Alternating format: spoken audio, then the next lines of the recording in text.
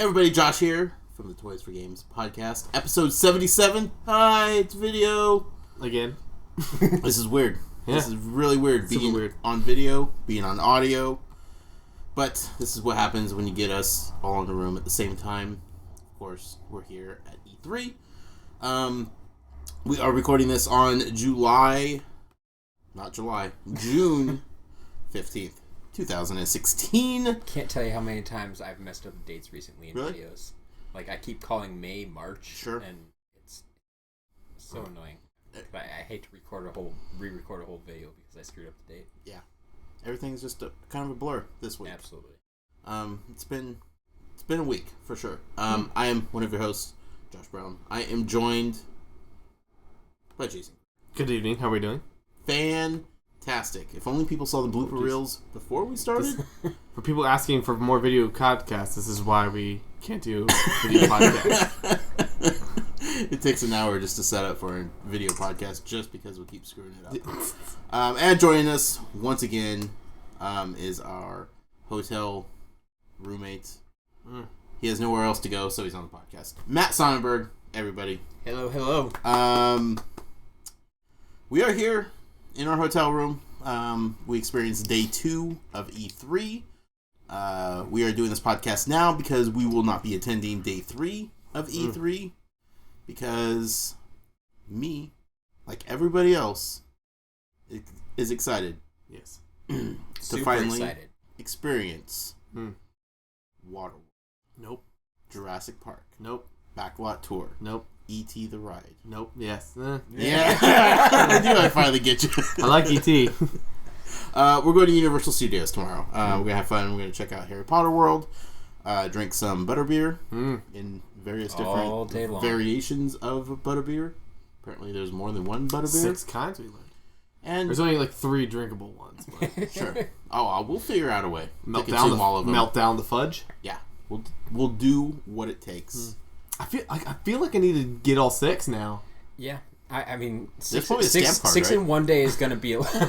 They have those drink around the world t-shirts. So Yeah. I want to get like butterbeer t-shirt. Right. You know, stamp each one. It's a one day only experience. Let's do We it. got to do it. Let's do it. Let's do it. Make a pack now. Pinky swear? On do it. camera? Just, no, that's weird. Stop it. So, because we're not going to be at E3 tomorrow, we're doing the podcast tonight. Also, we kind of have covered everything that we needed to cover for this particular podcast at E3. We did our work. We've done the research. We did do work. Yeah, Mike. we did some serious work. That's right. Most of it was yesterday. Yeah. Today was a fun day. Right. I don't feel like we accomplished anything today. No, you almost died, but PSVR, kind of scary. yeah. Not gonna lie. It's a thing. I wouldn't know. No. Still haven't tried it. The worst part about the entire experience is when I took it off and you guys were gone. We got yelled at 3 times to move. Yeah. That was frightening. There's That, that was even worse because I was like, Well, yeah, Everybody's because you gone. had the headphones on, so you couldn't even hear Nope. us leaving. No. Yeah, or Yeah. we couldn't tell you that we were leaving. yeah. There's like 15 people in the area, and they're like, "Can you are you done?" I'm like, "Yeah." And they're like, "Okay, this is the exit." Thank you. I know that's the exit. And he's like, "Can you leave?" I'm like, "Sure." So we're standing there, and then the security guard's like, "This is the exit. You need to clear as long." I'm like, where do you want me to go? You know? Yeah, just to catch people up real quick, Jason and I both tried out PSVR. We're playing 100-foot robot golf. Seemed like a fun game. Everything was going good. Worked great for Jason. Yep. A lot of fun. My control is a little bit disaligned. Because I'm sure there's always got to be an option to recalibrate once you're in the game. Right. They said that before the game, I was going to tempted to try the calibration button again, but I was afraid maybe it's going to do something else in the game. I was like, that's not worth it. But. Sure. It was working great for me. You calibrate once you get the headpiece on, which fit comfortably. Like I was very impressed with how well it fit on my head, Right. and it didn't feel awkward or cumbersome Sure. at all. Once I started playing the game, everything was going good. All of a sudden, it glitched out on me unexpectedly, and I didn't really realize it had glitched out at first. I didn't know what was going on, but it lost calibration completely. So what I was once seeing as my hands were now up and to the right of me, so I had to look up to see where my hands would have been. But this, of course, made my experience in VR completely disoriented. I didn't know where I was. I had no basis for being grounded anywhere. And I immediately started getting nauseous, and I had that moment of I need to hold on to something because I'm going to fall down. Like, I lost my balance, and I was, like, trying to steady myself, and I knew I was standing on flat ground, but because of the sensation is so intense in VR, I was going over if I didn't take that headset off. I mean, yeah, when they cut off your sight and your hearing, I mean, yeah, that all you have is what's in front of you there on that screen, and if it's off, I'm sure, And I was trying to tell the lady that was doing the demo, but I couldn't hear what she was saying back to me, and it was like, I just need to get this off. And immediately after taking it off, she was like, well, do you want us to reset it and start it over? I'm like, I'm done. This is plenty. And then I look around, and you guys were gone, and I was like, how long have I been in VR? Like, I've gone into the Matrix now. I don't even know where I'm at. Day 3. Yeah, this is super weird. Yeah. So I had to sit down. Like, I had to, like, collect myself. It was a very intense, uncomfortable, and frightening experience. Because I felt like I had no control over my body at all. And that's not fun. Did you touch the view joystick at all? Like, by accident at all? Because if you touch the third joystick, it moves your camera angle 45 degrees kind of thing. So if you want to do a quick look over your shoulder, you can tap the right thumbstick. Okay. So like does like that real quick. Okay. You know, the point of view. So it says like, okay, now look to your left. I was like, okay. So I tapped that, and then like it was messing me up because my camera points this way while I'm facing this way. And I'm like, oh crap, what's going on? He's like, don't worry, everybody does that. Because like again, when you were thinking left, you like it didn't click yet. I'm like, all right, I can move my head to move the camera. And I was really liking it. I was enjoying moving my head around, looking at the surroundings, looking up at the giant robot. Like, that was all working good. It's a fun VR demo, but it's like, except for the very first shot on the golf, otherwise VR really does nothing for the game. Because it's like, everything you do, you're hitting the ball that way. Yeah. So I was like, halfway through, I'm like, I don't think I've moved my head. So I was like, kind of purposely just like looking around just because. Yeah, it's not a game that's built necessarily for VR to full. But when it glitched and it lost calibration, that was it. So I'm not as excited about VR as I was going into that demo. Yeah, not at this moment, but we'll have to get you back on the horse and try it again. But the frightening thing is, like, that could happen at any point. Like, I know it's just a demo, but you see, what I was figuring, like, if you have this in your house, I mean, you could have done it at the demo too. But if you ever have this in your house and that happens, pop it off, pop the headset off. Right. I mean, you should be fine. I mean, like you said, it did kind of happen instantaneously, where you got that feeling and being nauseous and all that stuff. But I mean, in my opinion, like I said, I still haven't tried it myself, but there's a relatively simple solution. Yeah. I mean, it's still, not good for the overall experience. It's going to happen all the time. Yeah, there's a good escape, but do I want to put myself in the position where I'm already planning an escape from a gaming experience? You know, like that's do I want to experience that? Well, I mean, that's if Jason actually got to play Resident Evil 7 in VR, you know, he's going to be planning an escape. Well, that's a totally different. My trigger happy for bailing that mask is going to be real quick. You're trigger happy? Yeah. Happy trigger figure. Okay. You know what I mean? Trigger happy switch? Alright. That's what that means. Alright. You know, trigger happy? Yes. It's not just a Skylander. It's a phrase. I know. Okay. We're not even to the Skylanders part of the podcast yet. You say Skylander word, he's like, what? Skylanders? Perk up. So, other than that, I mean, E3, we had an enjoyable time. We hooked up with the Nintendo Inquirer crew. Lots of people, lots of fun. Got to hang out with Jason number 2. Can confirm once again he is cuter than in person. 100%. 100%. Other than that, they have a great team. It's a lot of fun. Also, we got to hang out with one of our executive producers today. Yeah. We got to hang out with one last night. Yep. And we got to hang out with one today. Last night we got to hang out with Brett. We went to an Angels baseball game. Yep. / Flo Rida concert. Florida concert. Not a Florida concert. Flo Rida. I was hoping it was gonna be like a retirement band, you know, coming out. It's very. I mean, they, you know, the demographic that he was playing to misleading. They stayed for Florida. But they got Flo Rida. That's true. Yeah, apple bottom jeans, boots with the fur. Yeah, this is whole his club house. was looking at her. There was one that everybody was looking at. Yes. So we had a unbeknownst to us, a Flo Rida concert at the end of the Angels game. But we did hang out with Brett. It was a lot of fun. We parked at his place of residence and just walked to the game, which is fantastic. There's many ways to have a hot dog taste better, but I learned a new way. Have it delivered to Have it delivered via waiter service. Yes. While we're sitting on cushioned seats. That makes the extra long hot dog even better. Although, the challenge of getting somebody to come over and take our order, right, it's true, lessened the experience just a skosh. But we didn't know the routine, you know? Yeah. We're not at that high class all the time. Right. We're at the higher class most of the time. Right. We're usually in the suite level. Right. Yeah. Right. Where the food's already there when we walk in. Right. Yeah. This is a little different. Yeah. This is peasant. We went down to a little bit of the peasant level. Now we were down with the there, people. where, yeah. You know. We were down with the people.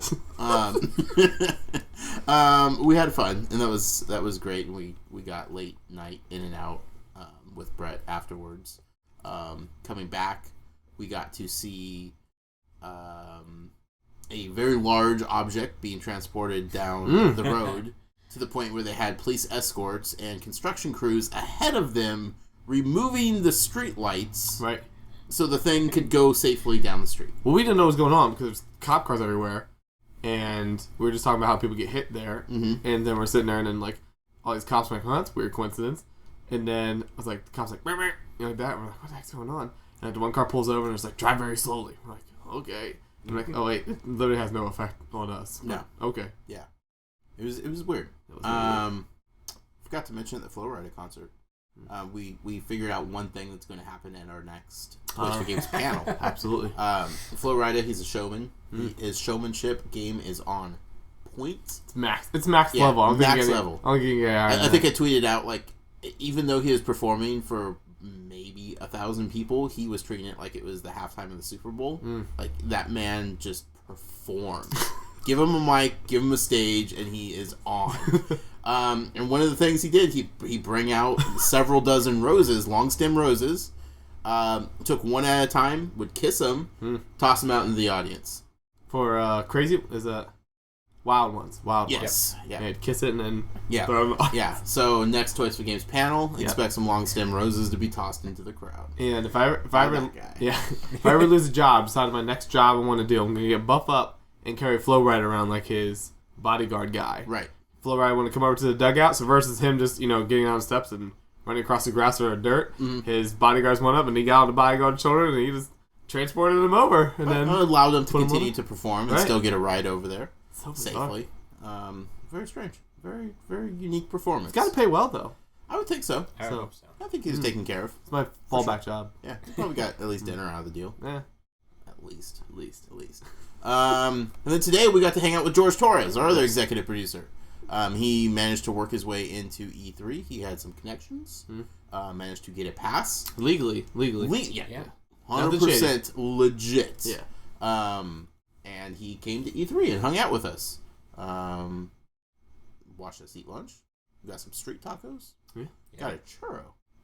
How was your churro? That was okay. It's pretty good. Okay, wasn't Disneyland churro? No, not you couldn't wait till Friday. No, well, it's not that. It's just I just love churros. You have to taste test every churro you come across. Yeah, but Brett also scolded us last night for thinking about possibly getting a corn dog, not at Disneyland. Well, churros are corn different. churro. Oh, please, churros is absolutely different. So how was it? It was good. It was a decent churro. Yeah. Bad churros are bad. Right. Yeah. No, you can it wasn't. This is still warm and crisp. Okay. For even being like the 6th inning. Sure. 6th inning, huh? We got pretty late. We're talking about today's lunch at E3. You did not have a churro last night. No, but the hot dog felt pretty good. Get it all molded together, I was thinking about churros last night. I think of churros all the time. I was seriously trying to remember when I also had a churro was. That was today. For lunch. I have churros like I have peanut butter jelly sandwiches, man. They all mold together. So that one was good. That one's good, too. Even though it was 6th inning. 6th inning churro. When I meant 6th inning, I meant throughout the day, that was like, if today was a 9-inning baseball game. Right, right. That was the 6th inning of the day. Sure. My mind thinks in baseball terms, Forgive it. I understand. So yeah, we got to hang out with George Shores. That was a lot of fun. And then afterwards, we ate dinner with the Nintendo Inquirer crew in a bowling alley. Because where else? On the second floor. Second floor bowling alley. Yeah. Mm-hmm. Class that up. Yep. We watched a mascot bowling pin walk around and talk to random women. Possibly grope people definitely at the bar. There's some shady things happening. Yeah. You know, when you're dressed up in a costume, you can get away with some things, I bet. There's some liberties that are granted to you that most normal people don't have. It was just so bizarre, like there's no one with him. There was no reason for a bowling pin to be walking around. And went outside, so I thought, oh, there must be a party on the deck. And then they came back inside, it was just tapping people on the shoulder and stuff. Very strange. I don't feel like they needed to promote that place. No. They were doing okay without Mr. Bowling Pin. So, here we are, episode 77. This show is going to be sponsored, as always, by Devin Lachinsky. You can find him on PSN and Xbox at Unrace, UNRACE. Go over there, send him a friend request, tell him we said hello, Devin Lachinsky. You want to just get into the news? Just get into it. Get right in. Is there anything else we need to cover that we did in the last few days? It's kind of a blur. Last time we sat down and talked, we were talking about Crash. Things were exciting. Yeah. I mean, we to address the elephant in the room, though, we were unable to lick the amiibo glass because someone tipped them off. Yep. And they had it behind ropes and security. Ropes, and then a second set of ropes. Like, the only way you could even get relatively close to the amiibo glass was if you were in the queue to go into Hyrule to see the new Zelda game. But then once we got there, they purposely... Everybody else is like taking pictures like, no, you got to get in right now. So they knew we were coming. See, that's the thing. Yeah. Everybody else was posting pictures of their amiibo when they went through that queue. When we walked through, they're like, you need to get into that room. They knew. Now. They knew. They did not let us slow down one bit. And you're like, can you get... I'm like, no, I can't. I'm literally being pushed into this theater. Another time. Whoever tipped him off. Yeah, we'll find you. Yeah, there's a mole. It's always the moles. I think it was Matt. I blame Jason number 2.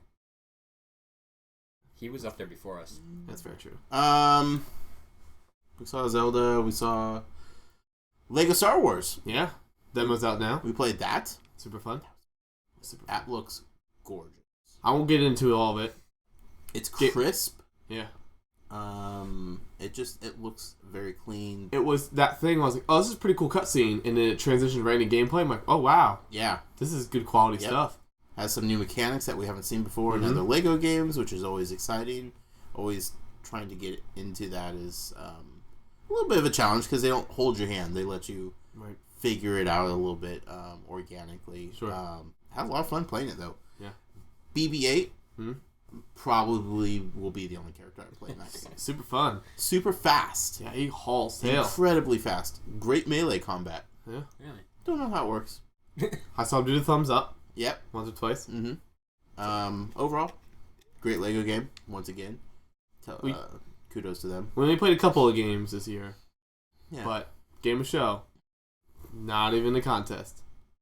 Dead Rising 4. Which they've been out. They announced it on Monday. Yes. It's available on Tuesday. We played it today. Wednesday evening, they announced the release date. Yep. Of December 6th. Yes. So they had all week to announce it. Great turnaround. Yeah. Well, they wanted us to play it first. Right. That's true. Yeah. So and then they're like, okay, Toys for Games checked it out. Now, got the seal of approval. Right. Yeah. And we had a guy who was one of the people who works on the game. He knew some Yeah, things. it wasn't just like, like Nintendo booth. It's all the people they hire in. Most of the booths have those people that they just bring in. Yeah. And even Disney Infinity last year was all pretty much hired hands. Yeah. But this guy definitely worked on the game. I think he was even going to come do like an interview and stuff too. So he was super proud to show it and loved talking about it. And he was getting excited as Jason was playing it with him. That's the thing, because like this is one of the things like people come in just like want to play a game. Yeah. Like I wanted to be clear, not like fanboys, but tell them like I'm amped for this game. Tell me anything you can tell me about. So he told us about the setting behind it. Yep. So it actually happens years later. 16 years. Yeah, so it's not just a reboot. He's actually coming back. My theory was right that it's actually the virus broke on Black Friday, which I'm super pumped about. Yep. So he came back, so he did everything like that. But yeah, I absolutely was blown away by that game. Yeah. So. And he, like I said, he loved watching people play it. He loved watching them discover things and see different kills that you may not have seen organically. You know, like obviously everything's programmed in, but Sure. to see people pull off certain things was really cool. I asked him what his favorite weapon was, and I can't remember what he called it, but it was essentially a toilet plunger with a radio attached to it, like a boombox, and you launch it, and it'll stick to the ground, or it could even stick to a zombie's head. Yep. And once it makes impact, it starts playing the music, and it attracts other zombies to it. And there's a timer on it, and then it explodes. Poof. Yeah, it's pretty sweet. Brilliant. There's still a lot of cars they can't drive, which I guess it makes sense. Like some cars are probably just dead, you know. Yeah. But there was a vehicle he told me to use that was to be a lot of fun. I hit the wrong button and booted that thing into tomorrow. We didn't know where it went. We couldn't find it. So Jason went 2 days in a row of breaking a demo. Yep. But super fun. So I'm excited for that. December 6th cannot get here soon enough. Yeah. I hope they release a demo. They won't, but I hope they do. Right. If there's a way that we could cover this up until then, we'll figure out. We'll definitely talk about Enjoys the Games. I'll gush about it for sure. But no, we actually did do our jobs as Toys to Life journalists. We got the inside. Jason? Before we continue, I do want to say, if you're watching the video version of this, and you're like, hey, 2 of those 3 guys look super, super, super good looking with those shirts. You know, this is not corporate sponsored.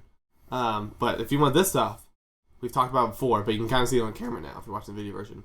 Redbubble.com. Yep. Search for Toys for Games, all one word. Yep. There's a link on the website. Yep. If you want the full our full URL, redbubble.com /people. Yep. /Toys for Games. Yep. /shop. Yep. There you go. You don't even have to put the /shop. It'll just take you to the Toys for Games page. Well, it takes you there, but then you have to click on the shop. It's a complicated site. It is a complicated site. But yes, it works. Also, they always give off 20% coupons. All the time. Like, sign up for, like, the Redbubble, news. It's not even like a newsletter thing. Just register to the site, and they'll send you 20% off discount codes. RetailMeNot.com has them listed all the time. Perfect. This shirt specifically was given the check of approval by one Mr. Greg Miller today. That's true. That's true. And the immediate question was, where can I get one? Where's mine? And I said, in the mail, Greg Miller. You got it, buddy. Of course, this particular pattern was designed by friend Zyger, who is big with the Kind of Funny crew. He's an admin on their forums and mods their Twitch channel and that kind of stuff. So reached out, designed a couple things. This was one of them. You actually got this as a pillowcase. I did. Right? Yeah. Still haven't put the pillow in it, but Sure. But that's the thing. So if you want one, go over to redbubble.com /people/Toys for Games /shop. And you'll have a large selection to choose from. Yes. But back on topic. Good plug, though. I like it. I do what I can for you. You'll probably put like some sort of see, link. you're going to start putting stuff in there that I don't put in. God dang it. Now I put it in.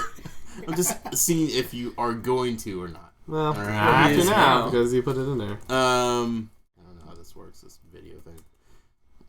It's way difficult for him. And real easy for me. So I'm going to do that a lot. Nope. Let's start off with Disney Infinity. Matt, you pointed out the other night, we're probably not going to have many more shows talking about Disney Infinity. Unfortunately. This is not going to be the last one. No. This can't be the last one. No. But this is going to be one of the last ones. Jason, why is that? Well, the final releases is coming up quicker and quicker. So quick that it's in 2 days. 2 days. While we're recording this. Probably even 1 day from your listening to this. Or the day you're listening There's some people that listen to it immediately. Yeah.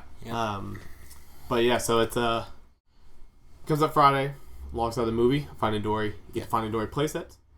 No sale prices anymore, so $29.99 on that. And then the Finding Nemo. With or without power? With or without this. Go to your store and you may be able to pick your option. Order online. Play grab bag. Same price, right? Same price. Okay. Yeah, so...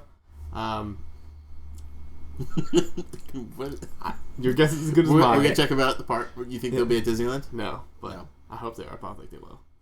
But they might be. They might be. But they probably won't They probably won't be. Okay. They're already clearing out stuff. That's true. So, but yeah, so yeah, check it out there. Final releases, but excited for it. Yeah. So, plus it's pretty fun. Yep. They look good. People are still excited to get the final two, even though they are the final two. It's bittersweet, but they are great looking figures. So, right. Again, if you're looking to push the Save the Disney Infinity movement, the best way to do that is to go out and speak with your wallets and show Disney that you still support the products that are coming out. By going and protesting and not buying these out of spite, out of bitterness, out of anger, you're not going to help the cause. That's going to only further prove that it was the right decision to cancel Disney Infinity.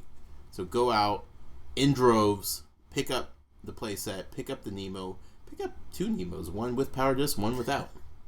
Show Disney Infinity that people still care, even though that's it.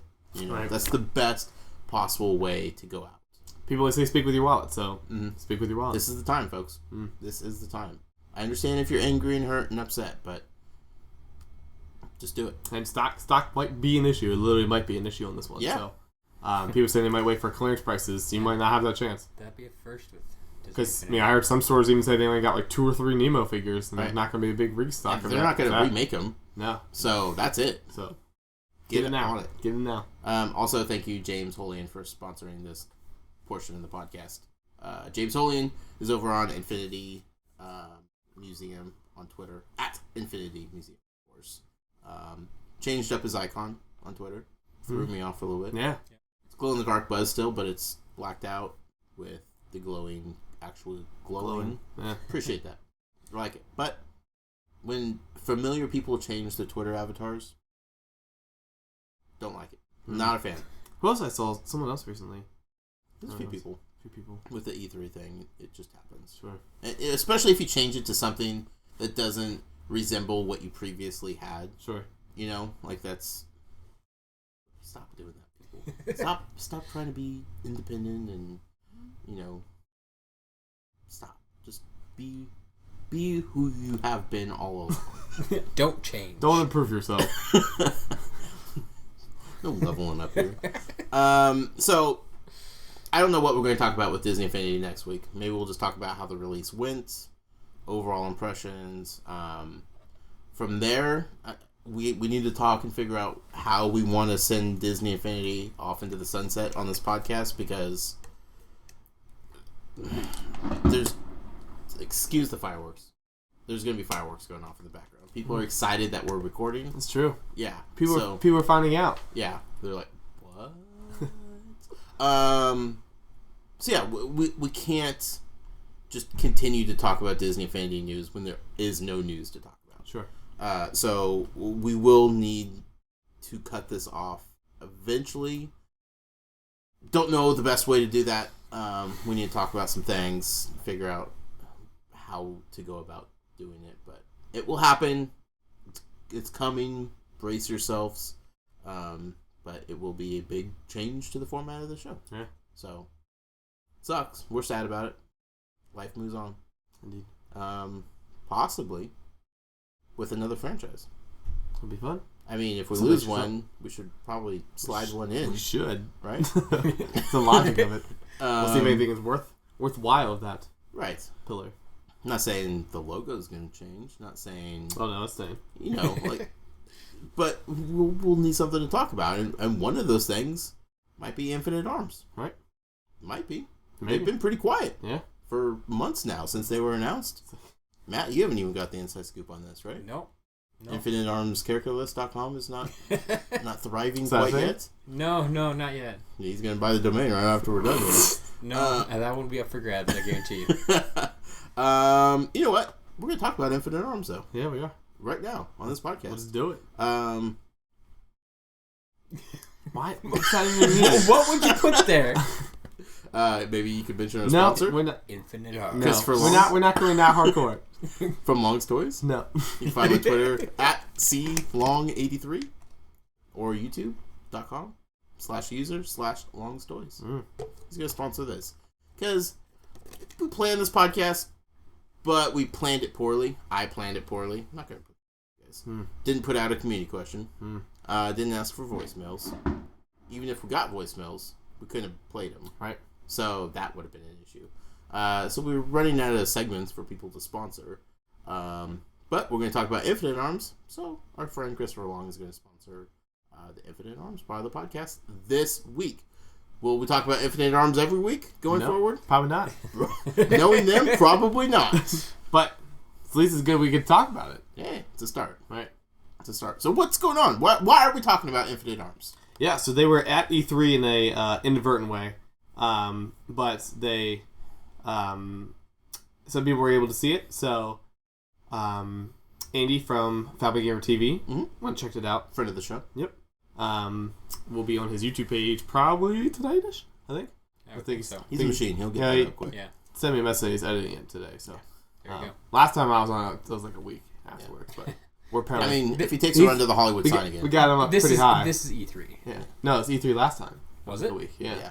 But this time I earned my keep this time, I think. Yeah. There you go. So We did good. they but yeah, so you got to check it out. So he uploaded 2 videos. One of just the some gameplay for it, and some are just some discussion stuff. But both are available on his YouTube channel. Now it's your turn. There you go. Now you got it. Okay. I thought you were asking me what his YouTube channel was. Family Gamer TV. Forbes? No. He's a contributor for Forbes. Yes. Jeez Louise, Josh. But yeah, so it's on there. We got some cool gameplay over there showing how quick the arm detachment stuff is. So it's click it in and out, and it's good to go. My first thought, I was like, because he even said, "Oh wow, that was quick," but my first thought was like, okay, they edited the video to sync it up, but they did it a second time, and the video, time slot stayed to change. Yeah. And it's again, we talked about this with Fabulous Beast, that how quick the response time was on that. This was just as quick. You snap that thing on, and it went in the game. So right. I was talking before, I hate Bluetooth for multiple different reasons, but this is clicking in pretty quick. So good to see that. So it won't take away from the gameplay. Then they showed 2 things I think just really attached to it. But then they showed live gameplay, hack and slashing through there. It has a campaign mode. Yeah. Which is fantastic. Hands-on with the figures, they're giant. Yeah. They're even bigger than I remember them showing off before. Sure. Like, decent-sized figures. Yeah. And really, really nice looking. Yeah. Big time. The weapons look cool. They just... it's like magnets that hold them on, right? Like I assume so, yeah. Yeah. Because there's no... There's a snap lock-in. sound to it, so Yeah. probably. But there's no lock or anything. You don't have to push them in. It just... Right to it. Snaps in. I mean, I wouldn't be surprised if it's something similar to like we had in Swap Force. Yeah. They use magnets. Effectively. Yes. But great videos. We're a little disappointed that we didn't get an invite to check out Infinite Arms, considering 3/4, if not more, of their fan base. 3/4 now. 1/4. No. I believe you said 1/3. 1/3 is what I did I'm saying say. 3/4. All right. 3/4 of their fan base. That's How many Twitter followers do they have?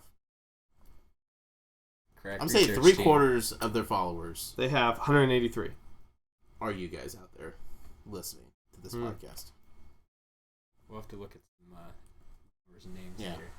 Someone out there crunch some numbers for us. Regardless, though, like, it's cool to see that they're around, that they didn't get scared off by Disney Infinity closing doors, because we really definitely haven't heard anything from them since Disney Infinity shut down. Yep. And I wondered if that had any correlation, like they were like, whoa, this genre may be not right, Yeah. But they had put so much into it, like, I didn't think that they were just going to pull the plug, but they I definitely went radio silent. I think just being as small as they are, they had a different set of problems that they had to work through. I mean, it's their first series, if you will. Yeah. I mean, it's just it's a startup. It's not easy. Sure. But like I said, exciting nonetheless to see them up and moving forward. We don't have any sort of release date or time frame. We know nothing about pre-orders.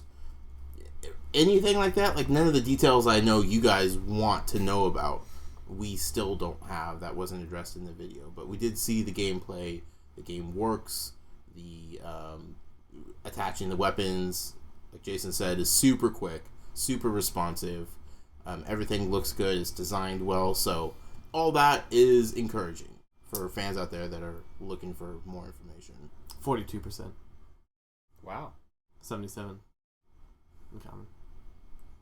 That's better than I with expected. you at Twister Games. Twister Games. Okay. I don't I do like me. it. 42%. Half of you guys out there. I love you all. Appreciate that. Yeah, look at that. So, shows that we like to support things. Yeah. So, Infinite Arms, if you're listening. followers are both of me and them at 70. So, ooh, there's 7. Something. 7 that don't. Mm. Interesting. If you're not following at Jason Inquires right now on Twitter, why aren't you? Let us know. Haters gonna hate. It's true. Maybe you shouldn't tweet about Friday Night Lights so much. False. There's a lot of people like that. Let's move on. Let's move on to Skylander Super. Matt, where's Thrillipede?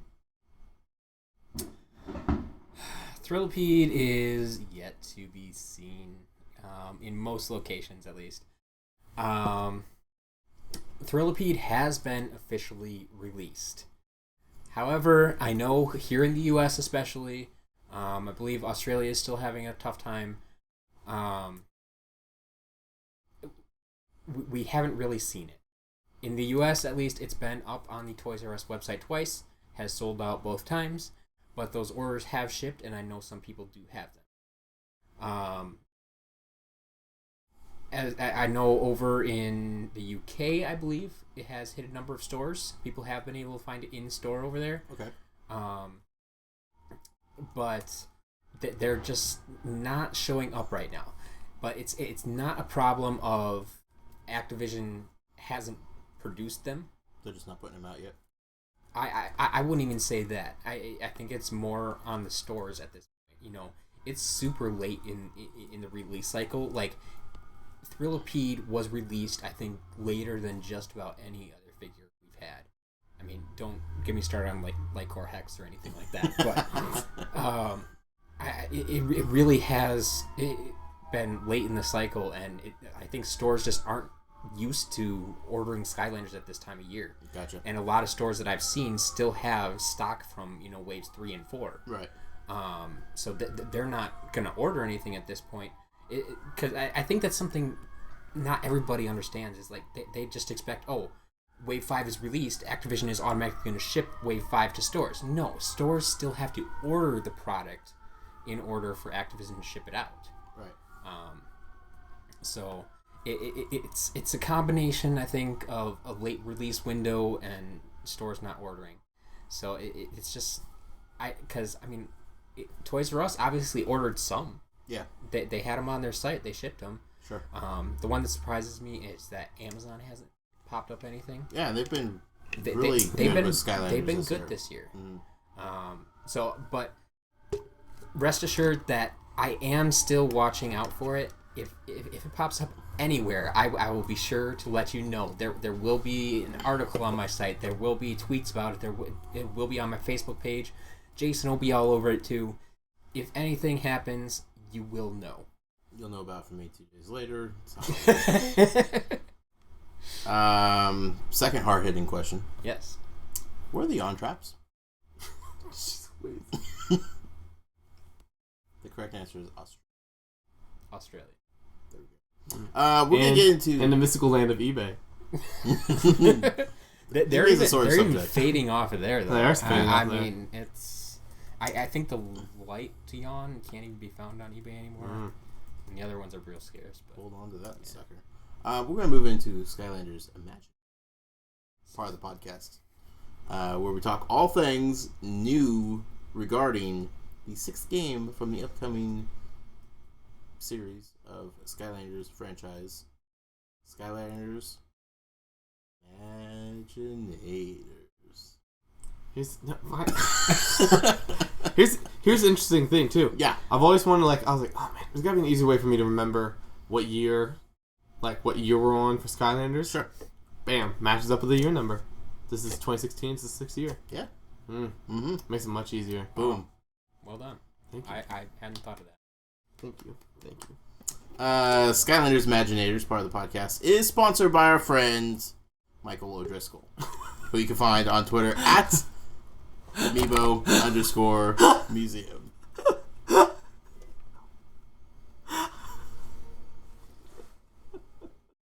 Like where this is going already. I wish we had an expert to talk about. I'm right here. Skylanders Imaginators. I'm right here. Jason, have you seen Skylanders Imaginators? I have. In person? I have. Matthew, have you? What? Welcome back to the podcast. Skylanders Imaginators. Stop. No, I'm never going to. That's coming out. We've all seen it behind closed doors. It's a thing. We know Crash obviously is coming to the game. We talked about that the last time we gathered around this table. This salad table. That is a solid built table, especially for a hotel room.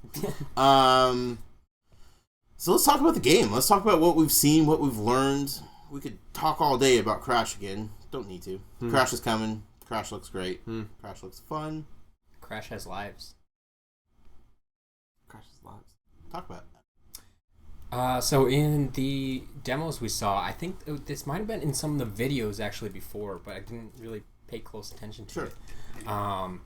But if you look at the HUD when Crash is on the portal, down right next to his health bar, there's a little ×2 with a little Crash head. And, I mean, if you can picture that, it is exactly what you think it is. It's what I thought it was, but it wasn't Skylanders, so It didn't seem to make sense. Sure. But this goes back to, I mean, they're saying it goes back to, the classic Crash games. I mean, it goes back to just about any classic game, Are you 100% sure you weren't watching a demo of the classic? 100% sure. Just making sure in case people have questions. But yeah, so basically this means that Crash has 2 extra lives. Every time you place him on the portal, he has 3 lives. So if he dies in the game, there's a brief pause where he lays on the ground, gets a halo and angel wings, kind of floats off, and then there's a tombstone, and he kind of pops up out of the ground, and we're good to go again. Which is all classic Crash animation. Yes. For people familiar with Crash games. Like, that is what Crash does when he dies. I'm sure there's probably videos out there you can go look it up. Yeah, absolutely. But, yeah, so he comes back to life. You can do that, up to 2 times for a total of 3 lives each level.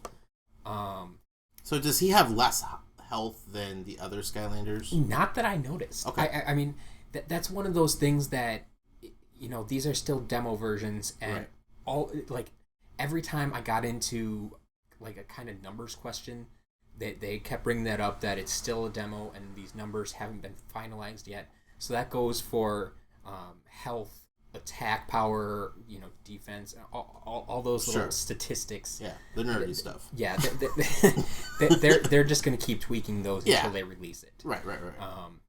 But I'm just wondering if there's if they scale down. Yeah, his, I mean, his hit points. It really didn't seem like it. Like, yeah, you might think it'd be something like the Lego games, where in 3 hits they're dead, and so they give him 3 lives, and it kind of works its way out. But he seemed to have basically the full health of a Skylander. They just want you to keep playing this Crash, basically. Yeah, I mean, they want to relate this. Make it feel like Crash. Yeah, make it feel like Crash as much as possible. Yeah. Kudos to them for that. Yeah, absolutely. Yeah, I think I told you already. My personal goal is, eventually I will try to run through the entire game with just Crash, maybe even on Nightmare mode or something. Ooh. We'll see how that goes. Ooh, that sounds like a stream for charity. Ooh, never tried that before, but it's gonna take a pretty long time. We'll see how it goes. Yeah, 24 hours or however long it takes. All right. Gotta get the medals from Extra Life. That's right. So Crash is coming. Crash looks great. He has a super move. They refused to show us the super move. Yeah. Until this morning. Right. When this guy. Right. Snuck in. do we believe? Like, we weren't there. That's true. We weren't there. There is no proof that this happened. As we learned, they were very adamant yesterday that they were not going to show that. And as we learned, we control 2/3 of this vote. Right. So what was it? Handsome Jack that was showing us the demo. Handsome Dave. Legit. What is up with these fireworks? There are fireworks. There are fire trucks. There are police. There's legit, ambulance. If there was this many fire trucks in my area, it would mean that half the town is burning down. Yeah, this is downtown LA. People are trigger happy. This is a Wednesday night. So Crash's special, his Sky Chi move. Yep. As they're calling it. Yep. His big super move involves a yo-yo. The main reason they aren't showing it off to everybody right now. They didn't show it off in the main presentation that I went to where everybody was there. This was the behind even more closed doors one-on-one interview. Super closed doors. Very closed. Where I got to see this move, and Jeff, the guy I was talking to, basically explained that the move wasn't polished yet. Mm-hmm. It wasn't. They weren't quite happy with how it looked, how it felt. So they didn't want to show it off to everybody yet. But he did let me see it. And like I said, he takes out his yo-yo. He starts whipping her around. And at first, it really seemed to do nothing. Like he just was swinging his yo-yo around, and he's like, yeah, and then just wait for it. And it's like, okay. And then like 3 seconds after he was done swinging his yo-yo around, like. It hit the bad guy like 5 times in a row, and I mean it was big, like triple-digit damage each time, and so it killed him. As most of the super moves do, it seems like will pretty much take out any boss. That's why they have a timer on them. You can only use it every so often. But yeah, then after it hit the bad guy, Crash kind of lost control of his yo-yo, and it wrapped him up. And he just was kind of stuck there for a minute. Right. But then on the ground, though, around Crash appeared that green glowing circle that we've seen before back with Chompy Mage. Broccoli Guy. Where he could create that green glowing circle on the ground, and then you're supposed to switch to your Skylander, and you stand in there and it starts healing you. Right. And so... It is kind of a trade-off with this super move. It's like kind of last resort kind of move where hopefully it kills the bad guy, but then you're going to be kind of paralyzed for a couple seconds, but it's going to heal you at the same time. Sure. So okay. It's an interesting move, but I would agree that it's not quite ready for prime time. It was kind of... They're playing with it still. Yeah. And that makes sense why they didn't want to show it, because they don't want people to walk out thinking...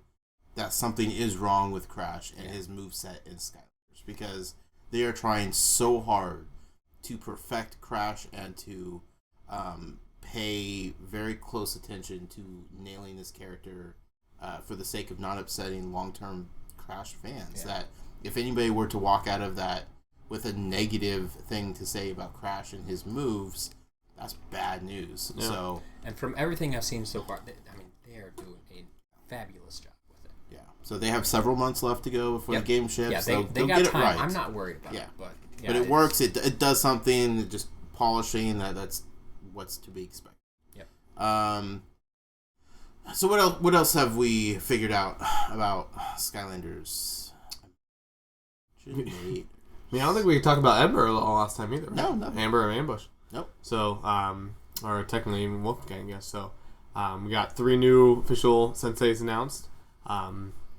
Got Wolfgang, which we saw before for a couple of stuff. Yeah.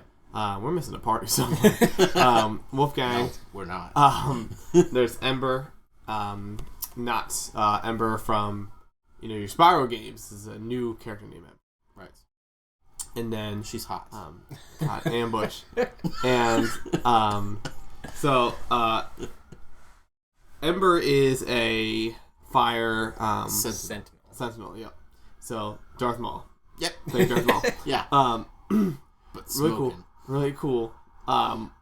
Whips around there. Her Sky Chi move was off the chain. It was probably the most impressive one I've seen. From a technical standpoint. Okay. Okay. You know what I mean? As far as that one causes the most damage. Okay. Legit. If you're 300 yards, you're getting wrecked. Okay. So unfortunately, most Skylanders maps are pretty small. So sure. But it's just an open map, like legit. Yeah. Wrecking face. Ambush. I don't think we saw. Maybe somewhere in the videos. I don't remember. Yeah. Someone probably had it, but I don't remember what it is offhand. Yeah, it wasn't impressive what it was, I guess. Right. But it was still cool. But he does have a lot of bamboo related moves. Yes. And whatnot. Well, I guess we did see it, didn't we? Yeah, it was a bunch of stuff pops up from the ground too. I think. No, that was just one of the moves where the bamboo comes up. Yeah. Yeah, it might have been other stuff besides it that popped up. Whatever. Again, whatever it is. If it was impressive, we would remember. So it looks really cool because we remember Wolfgangs. Yeah, but the Ember makes me nervous with the 2 points there. It's not that one's not going to survive a drop test. I can guarantee you that. Those things are like super thin, like that. Toothpick. What's that game? Yeah, is it called Toothpicks? Where was that game where you dropped those sticks? Oh, wasn't it just sticks? Was it sticks? Yeah. It's that 100% looks like those. Yeah, sticks. Yeah. But so those stickers are getting snapped real quick. Yeah, and then did show Wolfgang, who was the most interesting to show as far as gameplay stuff like that. The slide had a speaker show up. It was pretty fun to see. Yeah, the Sky Chi move was a bunch of undead skeleton hands come up and there's a crowd surf. Yes. Around. How that really damages anybody, I don't really know, but it's cool. Well, it was the arms coming up out of the ground. Is what hits them. Yeah. This is not as visually impressive as, you know. It's the Gold Queen, I'm actually a real big fan of. Sure. Also, yeah. She goes into the ground and then comes out giant. Her size. Giant head. Yeah. Like, I mean that's from the. I mean. Yeah, but it's nice to see that back. Yeah. As a move that you could do. Yeah. Now. But anyway, so all three look cool. Look sweet in there. So. Had my hands on Tri-Tip. Did you actually get to play as Tri-Tip at all, or see him in action? Actually, no. Okay. Because Tri-Tip and Kingpin were in there. Yeah, I didn't play with him, but we have seen videos of him early on. Okay. Because he was one of the first two that they showed off. Yeah. So I think we probably haven't even seen his super move. Sure. It was before we really knew it was a super move. Yeah, cared about super moves because didn't know they're all different. Sure. The big thing about Imaginators, though, is the creation part of the game and being able to create your own Skylander, lock them in this crystal, and use them at your will. Right. We saw a demo kind of going through how you create the Skylanders. Mm-hmm. Fantastic. Pretty sweet. Looking good. Mm-hmm. You can add, what do they call the fart noise? Gassy. Mm-hmm. Fart every time you jump. Yeah. So, yeah, you can customize the head, the torso, the arms, the legs, the name, the battle class, obviously, the type of armor that it wears. Yep. On all the which affects its stats. Yes. Yeah. So when you're adding all the parts to your character, the head, arms, eyes, all that stuff, that is all purely cosmetic. Yeah. But once you start adding the gear, which is the weapons, your helmet, you got bracers and legs, whatever you call that armor down there. Shin gear. Sure. Shin but pads. all of that stuff comes with stats that are going to adjust your Skylander and make it different. Which is fantastic because at one point you're making them look how you want them to look, and then the other point is you're making them play how you want to play. Yeah. You could add a tail. Yeah. You could add a rainbow tail, make it nice and fluffy. Big and bushy. All the different parts are expandable. You can make them bigger or smaller. Yep. Head, torso, legs, tail, arms, all that. Like, you adjust the size and color. Yeah, the thing that was most impressive, to be honest with me, the whole entire thing, was that a lot of times we get these kind of creation tools and it makes stuff really big, really small, but it creates a lot of visual clipping between stuff. And I looked very, very closely. Never saw a glimpse of it. Yeah, it was smooth. So, like, if you have big shoulders and like a bigger head, the head's not going to get cut in there. It actually rebounds off of the thing, which is not, I'm sure, not easy to program. Yeah. But there's a lot of character creation and stuff in other games where if you have like a head like that and you make big shoulders and you turn, it's going through the thing because it only, it's basically just trying to make big air pockets over it. Right. But this actually looks like it's physically changing it, so it's a really well done character creation thing. Yeah, everything look, even as goofy as some of it may sound or even look as you're making it, it still fits in to make it look realistic. Sure. Nothing is overly exaggerated to the point where it's like, no, that's crazy. Because, we've seen some pretty radical Skylanders over the years, but no matter what you do to these things, they all still kind of feel like, yeah, I could totally see that being a thing. What was our demo's catchphrase? Don't trust. Something zombie dance party. Wasn't it like don't trust the zombie dance party? It could have been. That's what it was. Yeah, I don't know. Making your own catchphrases is gonna be fun. I'm glad they get to change that because I'm like, that's funny, but then legit a minute in, yeah, I'm sick and tired of hearing it already. Yep. So you could put an aura around the Skylander. Yep. Make it sparkle, have a different color haze, a stink cloud around it. Yep. There are different things that you could do to adjust it like that. Going back to the name, I would like to. I did confirm this today. So we're going to be able to name our Imaginators, and you can change that name at any time. Okay. But then your other characters, the senseis and all of your previous characters, nicknames are back. Whoa! Nicknames are back. Breaking news! I confirmed this 6 times just to make sure. Yeah. I have a recording of it, actually. So Nicknames are back. Nicknames are back. I know at least one listener who's going to be stoked. It's very, very, very true. Yeah. Yes. Yeah. Yeah. Cool. That's awesome. Thank Toys for Bob for that one because they have, I believe we were trying to figure this out in the interview, but I'm pretty sure Toys for Bob has always had nicknames. Yeah. It's just VV last year that took them out. And it would be weird for them to not include it in this game that's so focused on exactly, and that's why I wanted to make sure that was my follow-up question to, well, can you change the name at any time? And it's like, yeah, well, okay, so can we change the name of the other character too? Right. And say, yeah, okay. That's fantastic. Yes. Another thing that we learned about the creation part is when you first start the game, they have a healthy dose of options to choose from, especially for the cosmetic standpoint. Yes. As far as the gear goes, you're very limited on the gear is very limited at the start. There's only 1 or 2 options usually. Right. I think weapon, there is only 1 option. You get the default weapon for that whatever battle class you chose. Right. But as soon as you start unlocking stuff, there will be tons. And that's what I wanted to hit on is you unlock all the stuff in the game. So all the treasure chests that you pick up, all the stuff that you would normally collect in the game, you're now collecting to add to your inventory of things that you could use to customize your specific Skylanders. And what else did we find out is going to be back in this game? Skystones? Chill Radio. Oh, yes. Well, Skystones is going to be back. Yeah. I know it's not your favorite. Well, I love Skystones. I'm just mad that somehow Skystones and Battlecast are still 2 different things. It's true. It's true. That's the most bizarre thing in the world. Yeah, it's like they had a card game in the game already, and they developed another card game. Yeah. But anyway. Cool. Skystones. Awesome. Yeah. What if they turn Skystones into Battlecast and they just haven't told us yet? Ooh. Well, he did confirm it is a Skystones game. And it'll there have could still be both tweaks, there. But that's true. They could have. But no. Chill Radio! Yes. Matt's favorite part of Skylanders. Troll Radio is back from Trap Team. Troll Radio? Why was it saying Chill Radio? Because DJ Chill, right? Chill Bill was the DJ, yeah. Okay. Yeah. That's right. Because that was stuck in my head, and I knew I wasn't totally wrong with it. But yeah, Troll Radio is back from Trap Team. But... Why didn't you like Troll Radio, Matt?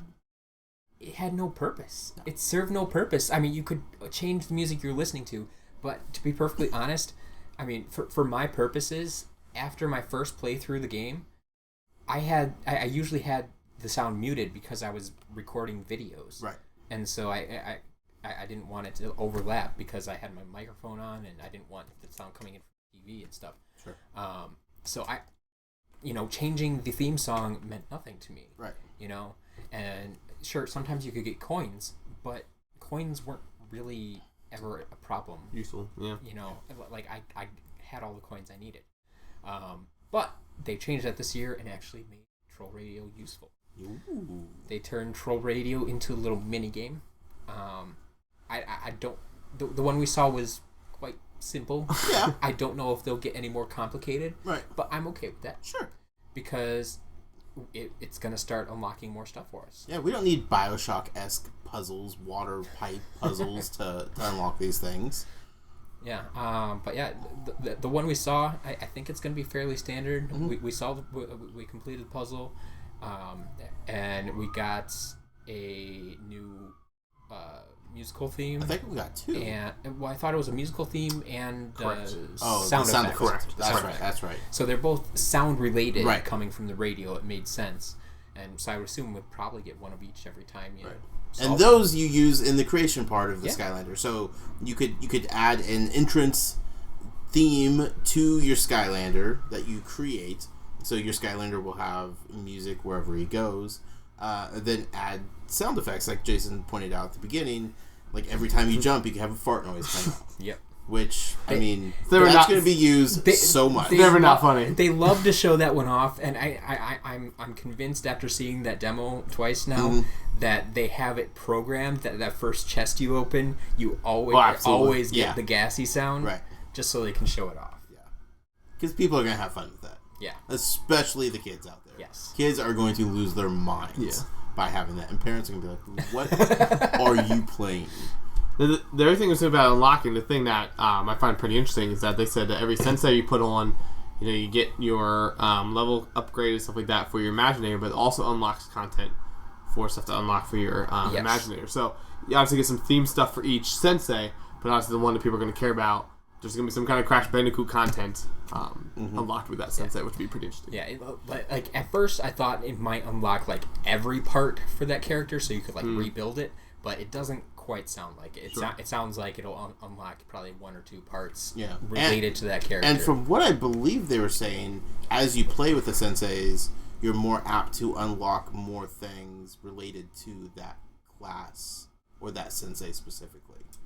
So it's not like all at once, because once you play a sensei, you unlock the ability to use its special ability on your creation. Yeah, that sensei can teach the Imaginators a special power. But it also sounded like you'd be more apt to finding specifics. Like, I don't think it unlocks stuff all at once. Yeah, sure. So, like, as you're going through and unlocking treasure chests and stuff, like, if you're playing with Kingpin, you're going to find more Kingpin-related items than you would another sensei.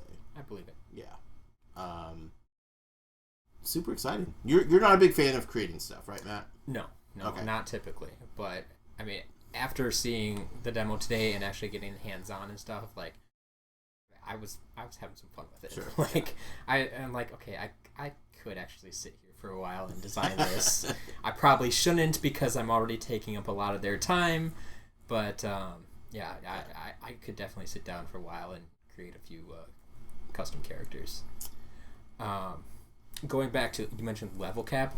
I did find out that right now the current level cap of the Imaginators default is going to be 15, not the 20 like we thought.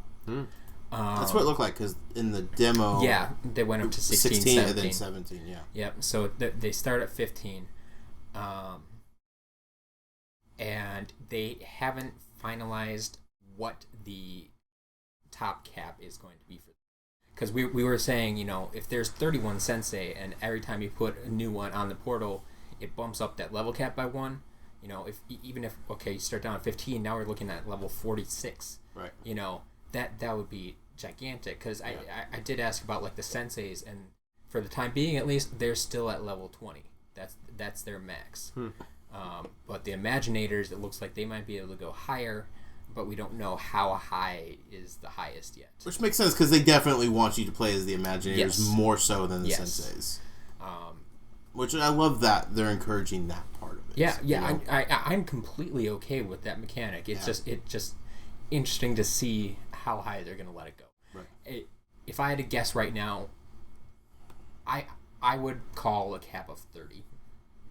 That's fair. 30 sounds like a good number to me. Sure. Like 25 is the next increment over what we've seen in past years, but for some reason I want to call 30. I'll call 30. While we're talking numbers, yep. Let's talk some more numbers. Which we don't do on this podcast. No, we don't talk numbers. These are different kind of numbers. These don't have a dollar sign in front of them. This is counting numbers. Although the count from Sesame Street. Exactly. Did you just hear that? I did. That was almost a joke. Matt making it funny. Wow. Impressive. Did I hear you right? Or did you say we're going to have 31 senseis? 31. Let's break that down. Because there's been some confusion in the last few days. Did we touch on this on the last podcast? When we talked Crash, we talked that he was not going to be... No, we didn't. We didn't know that. No, because it was during the interview. Okay. Jason's just sitting back chilling. So yeah, we've had some conflicting information. Here's the thing. Let me just say it real quick. Skylanders, I love you. Activision, I love you. You need to print some fact sheets quick. Because people are saying, and like, it's not the biggest things in the world, like it's really not. But still, to fans it is. To the fans it is. And you need to get some information locked down now because we're getting misinformation left and right from all kinds of people. But people should know, and even the same person is saying different things. Yeah. So they need to get some fact sheets down now. And in your interview, you did do a good job of explaining that there are people out there that really care about this stuff. Yeah, like as vague as they're being, you're like, no, you don't understand how much people care about these silly numbers. Right. And obviously 90%, 95%, 98% of the audience could care less. Yeah. But you want to reward and care about their super fans who want to know every little bit of different. Because they're the ones pushing this brand further and further and talking about it and sharing it. Right. So, numbers. 31. 31. They have broken this down for us in the press release, in the fact sheets, in the interviews, that there are going to be 20 Skylander Sensei and 11 Villain Sensei. Crash is one of the 20 Skylander Sensei. So, including Crash, we still only have a total of 31. Which is a weird number. Very, very weird number. We felt better yesterday because they told us Crash was not part of the 20. So we had 20, 11 plus Crash. That made 32. Everything made sense. That was joyous when we came to that conclusion. But that is wrong. Thrown out the window. By the same guy. Yes. And the same PR person. Yeah. who admitted that he was confused by Jason's question yesterday. I asked it very bluntly. So, like I didn't even entrap him. I asked it very specifically. Yeah. What I meant. There's recording. We'll let the people out there decide for themselves. we cleared that up as much as we could, and I got it from both the guy we interviewed and the PR person sitting next to him, that Crash is part of the 31. He is part of the 20. Okay. Why 31? Well, why 11 villains? The 11 villains is the tricky one. Yeah. Let's talk about that. So, by everything we know this year, it should be 10. One for each element, right? Right. A lot of people, for those 10, are leaning towards the Doom Raiders from Trap Team. Only problem there is we don't have a full 10 because there wasn't a Doom Raider for every element. Sure. In particular, the magic element. That's okay. We got magic covered. We believe, not quite confirmed, but we do believe that it's covered. That's a Steph Curry shot right there. That's money. So the big question comes down to what is number 11? There are a number of theories out there. Be a good book title. What is number 11? What is number 11? So we have a couple of theories. One of them, of course, is probably the more popular theory that I believe Jason subscribes to of chaos. I'm pushing. Not subscribe to. Okay. Actively pushing. Okay. Chaos. And if you remember on the earlier podcast, towards the game is spitting fire right now. So yeah. So chaos as number 11 makes sense. Bank on it. Yeah, it wouldn't be the first time that people have been able to play as chaos. We Right. had the chaos trap back in Trap Team. If you want to include the chaos trophy, Yes, I where, do. where you got to race as him. Yep. You couldn't play him in the campaign, but you could race as him. So it wouldn't be the first time we've had a playable chaos. Your hang up was, why would they have chaos as a figure if you're going to be able to play as chaos or play against chaos in the game? Yeah, but I quickly backed off of that Because of the chaos trap. we've been able to fight chaos with chaos before. I've done that before Yes. multiple times. That's the only way to beat chaos in that game. On Nightmare Mode. Yeah, that's true. Yeah. Whew. So that is a very valid possibility. Mm-hmm. The other theory, because in my second time through the presentation this morning, there were a few more questions from the crowd, and one of them was, will we be seeing more characters, specifically villains, from Crash, from the Crash games? And for those of you who don't know, this is in reference to Crash's main enemy, villain, Arch nemesis. Cortex. Yes. Is the, I guess, second most popular theory for number 11, which kind of makes sense. Like, if you're really pushing Crash, you go all out. Why not bring in a Crash villain? The third Crash game that they're remaking was called The Wrath of Cortex.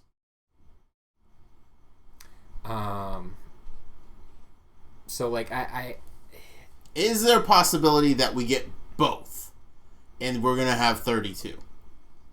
And they just don't want to announce that we're going to have 32 because they haven't finalized the possibility of Cortex being in the game. We have 10 elements, then we have, boom, Chaos number 11, and then, what? Cortex number 12. say about this much of a possibility. I like it. I like it. There's a chance. As they say. Any other explanations out there as to what that magical number 11 might be? Yes, Jason. Let me throw this one at you. Why do we have the 10? Why do we think there's going to be 10 villains? Because there's 10 elements. What happened last time Twisted Bob had a game? They created 2 elements? You're going to create an 11th element? They just updated the logo finally. So what better way to do the Skylanders of making sure that logo was outdated real quick? Okay, 11th element from the Skylanders. Which element would that be? Space. What about radioactive? His Cortex, I think, runs on radioactive waste. But then, I mean, in future games, you'd have radioactive Skylanders. No, you don't have to keep the element around. Yeah, just dump it next year. Something like radioactive waste. This is Thank a you. one-time You're thing. welcome. I got your back. This is a guest appearance. Crash is going back to Crashlands. Still think it's chaos, but I might get 11th element. It's getting crazy. That's not an official prediction. So when it's just you here tweet to, at us that here to Jason go back. was wrong. This is Jason's leaning back and If it happens, this is where it started. If it doesn't happen, it never happens. So actually, let me edit this real quick. We'll make a new time stop for this thing and say, no, that doesn't mean anything. And go, act like that's it. Oh yeah, so 11th element, totally going to happen. So now I can reference that timestamp instead.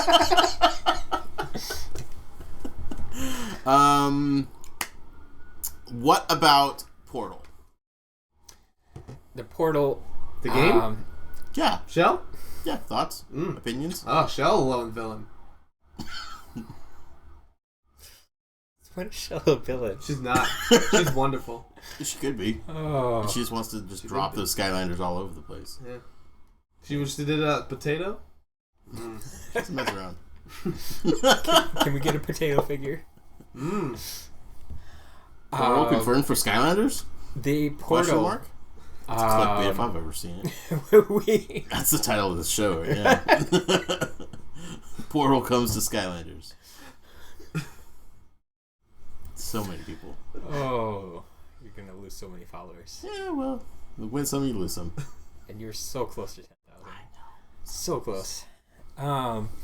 But yeah, we asked about the portal again, and we essentially got the "we're not talking about this at this time" answer. Mm-hmm. He did say that they are not sure. It has not been finalized what they are doing. I asked if that meant if they're getting a new portal and they just don't know what it looks like, and he said no, it doesn't necessarily mean that. We're still deciding what we want to do. So right now it really sounds like it's still up in the air. Could be a new portal, it could be going back to the fan favorite portals. That they really haven't decided at this point. Okay. Whatever they're trying to do, it's just not working, in my opinion. You think they're trying to go super fancy and having trouble with it? Yeah. It's very possible. I think they're just going to have a really cool reveal of something just unique and fresh. Didn't say that. If it works, I mean, yeah. But I can get on board with that something isn't working right now. And if they can get it to work, they will. Or they're just like, they really want to focus on the creation part of this game, and I don't think they want like an announcement like Crash or an announcement like this new cool portal to take away from the big grand scheme of the game. I like video because I can put my hands up. Theory. Yes. What if they're still working on licensing agreements, and that's why there is a price gap in the Crash Edition? Because the Crash Edition will actually include a Crash themed portal power. Take my money. There is a possibility. What's that? There is a possibility. Where's the cash? They told us. I as good as money, right? I asked about what was in the Crash Edition pack, and the answer I got this time was we haven't announced everything that's in the Crash Edition pack. Whoa, there's more! Called it. So, time frame that. Don't know exactly what's going on. Did you just come up with that, or you been thinking about that? What, time frame that? No. Portal thing? Yeah. I'm in the Jason's lean back chair of theories. I need to take this chair home with me. Jason's chair of theories. I love this. I love this. Can we make that a new segment? That's a segment. Absolutely. The theory chair with Jason Greer. That almost right. Almost right. Almost so good enough to make you think about it. I'm going to legally change my last name to somebody. That's a chair. Oh, or man. just O'Hare? really How? Jason O'Hare? Theory chair with Jason O'Hare? Putting in the paperwork. ChangeName.com. Do you understand how cool a Crash-themed portal could be? Yes. Like, just make it look like the beach, the sand, have, like, leaves around it with, like, little palm trees, have, like, a Wumpa fruit on it. Yeah. Okay, I have to. Are you picturing, like, 3D standing up trees, or are you Not picturing necessarily. like just like shaped like the silhouette of an island view? Think about like the portal that we saw demoed, and just like how the outer base, you design that Crash theme. So the outer rim would have like engravings. Because you don't want stuff on top to get in the way of the sky. I was curious. No, that's too much. Okay. Yeah, that's breakable parts and everything like that. You don't want that on your portal. But just the outer theme of it, make the top look like the sand. Sure. So good. Question also, or comment really. I went to ChangeName.com. Yeah. Of course it's registered. Mm-hmm. Takes you to NameChangeKit.com. Okay. Here's a weird web design question, or why they chose to do this. There's 4 categories. Okay. New bride. Okay. Newlywed. Yeah. Divorce. Yeah. And legal name change kit. They decided to put a most popular on a new bride. No, like, you're going to advertise divorce as your most popular kid? Like, I would hope new bride would be your most popular. I would... Actually, when people get divorced, they are way quicker to want to change I understand their that, but I'm saying... No, but everybody has to get married before you can get divorced. So there's going to be more new brides than there are divorces. But they're not always changing their name. It's true. But when you're divorced and you had a name change, you're changing that as quick as possible. But I'm still saying, would you advertise, like, divorce as your most popular option? Seems like a weird thing. Also, there's affiliate links, so I'm going to affiliate this thing and tweet it out. Not really, but... That's right.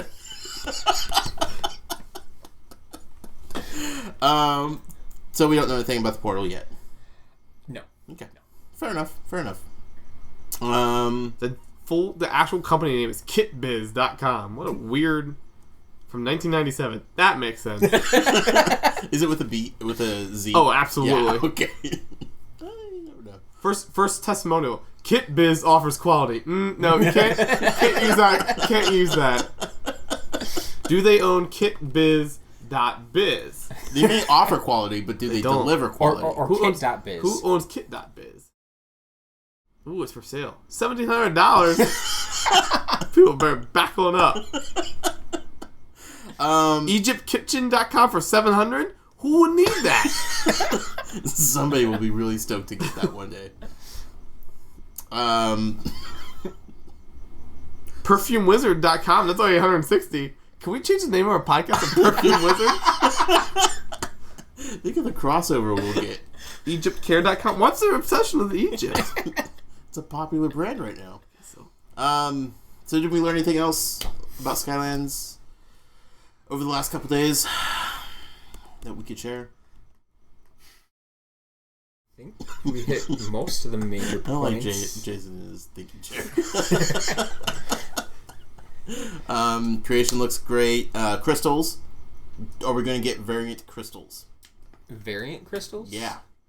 Like, we'll know there will be 10 for the 10 elements. Yes. Will every single one look the same, or will there be a line of them? Like different molds? Yes. I believe... How is that phrased? They're not ready to talk about it. Yeah, they're not ready to talk about it closer to launch. Yeah. I think they specifically used the word launch. Yeah. Which means that they're not even going to talk about it. It means you're going to look in stores and be like, hey, look. We already know the Dark Edition ones look different. Well, see, that's the thing, because we saw one and it changed in something else. Okay. Yeah. So, and we also know there's going to be stickers. Right. Yeah.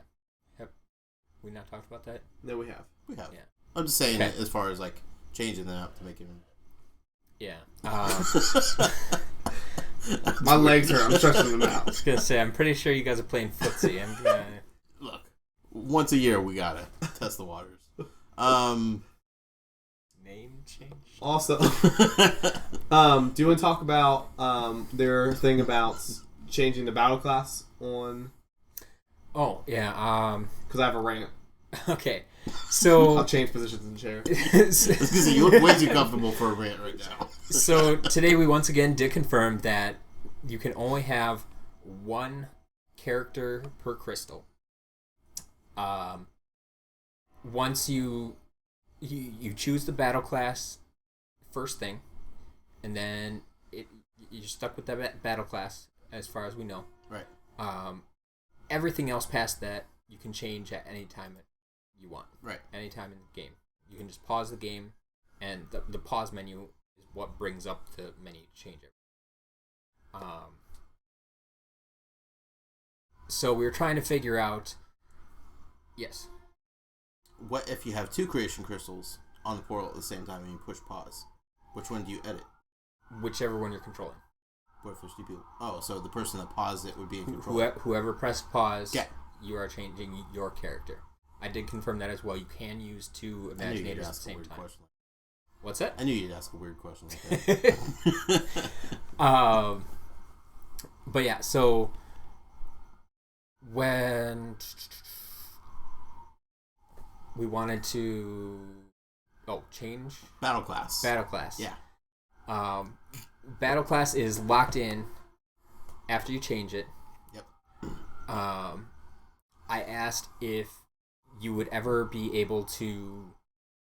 I asked if you could ever change it, and he said no. But I asked if you would ever be able to, like, wipe or reset the crystal.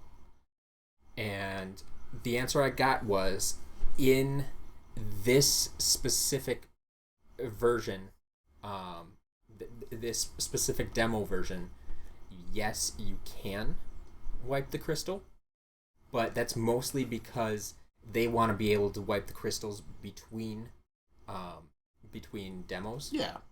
Show it from the ground up each time. Yep. And so that'd be a lot of crystals they'd go through if they did. Yeah, Pitch it. I asked if that was gonna stay, and he said at this time it's not finalized. Okay. They do want to allow you to reset at least part of it, but this part was a little confusing because you can reset the swash and buckler and just be a buckler.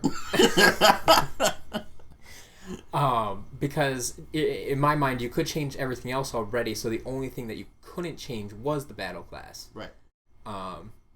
So I think it's an all or nothing, but they haven't finalized that portion of it. They're still playing around with it, still testing. What would they be afraid of? Are they afraid of kids accidentally deleting everything and then being upset, or like why would they lock that? I think this is more going to lead into Jason's rant. But I think what they're probably looking at is, because they said they were still doing their testing, and so I think they want to find out like how often kids might want to change their battle class.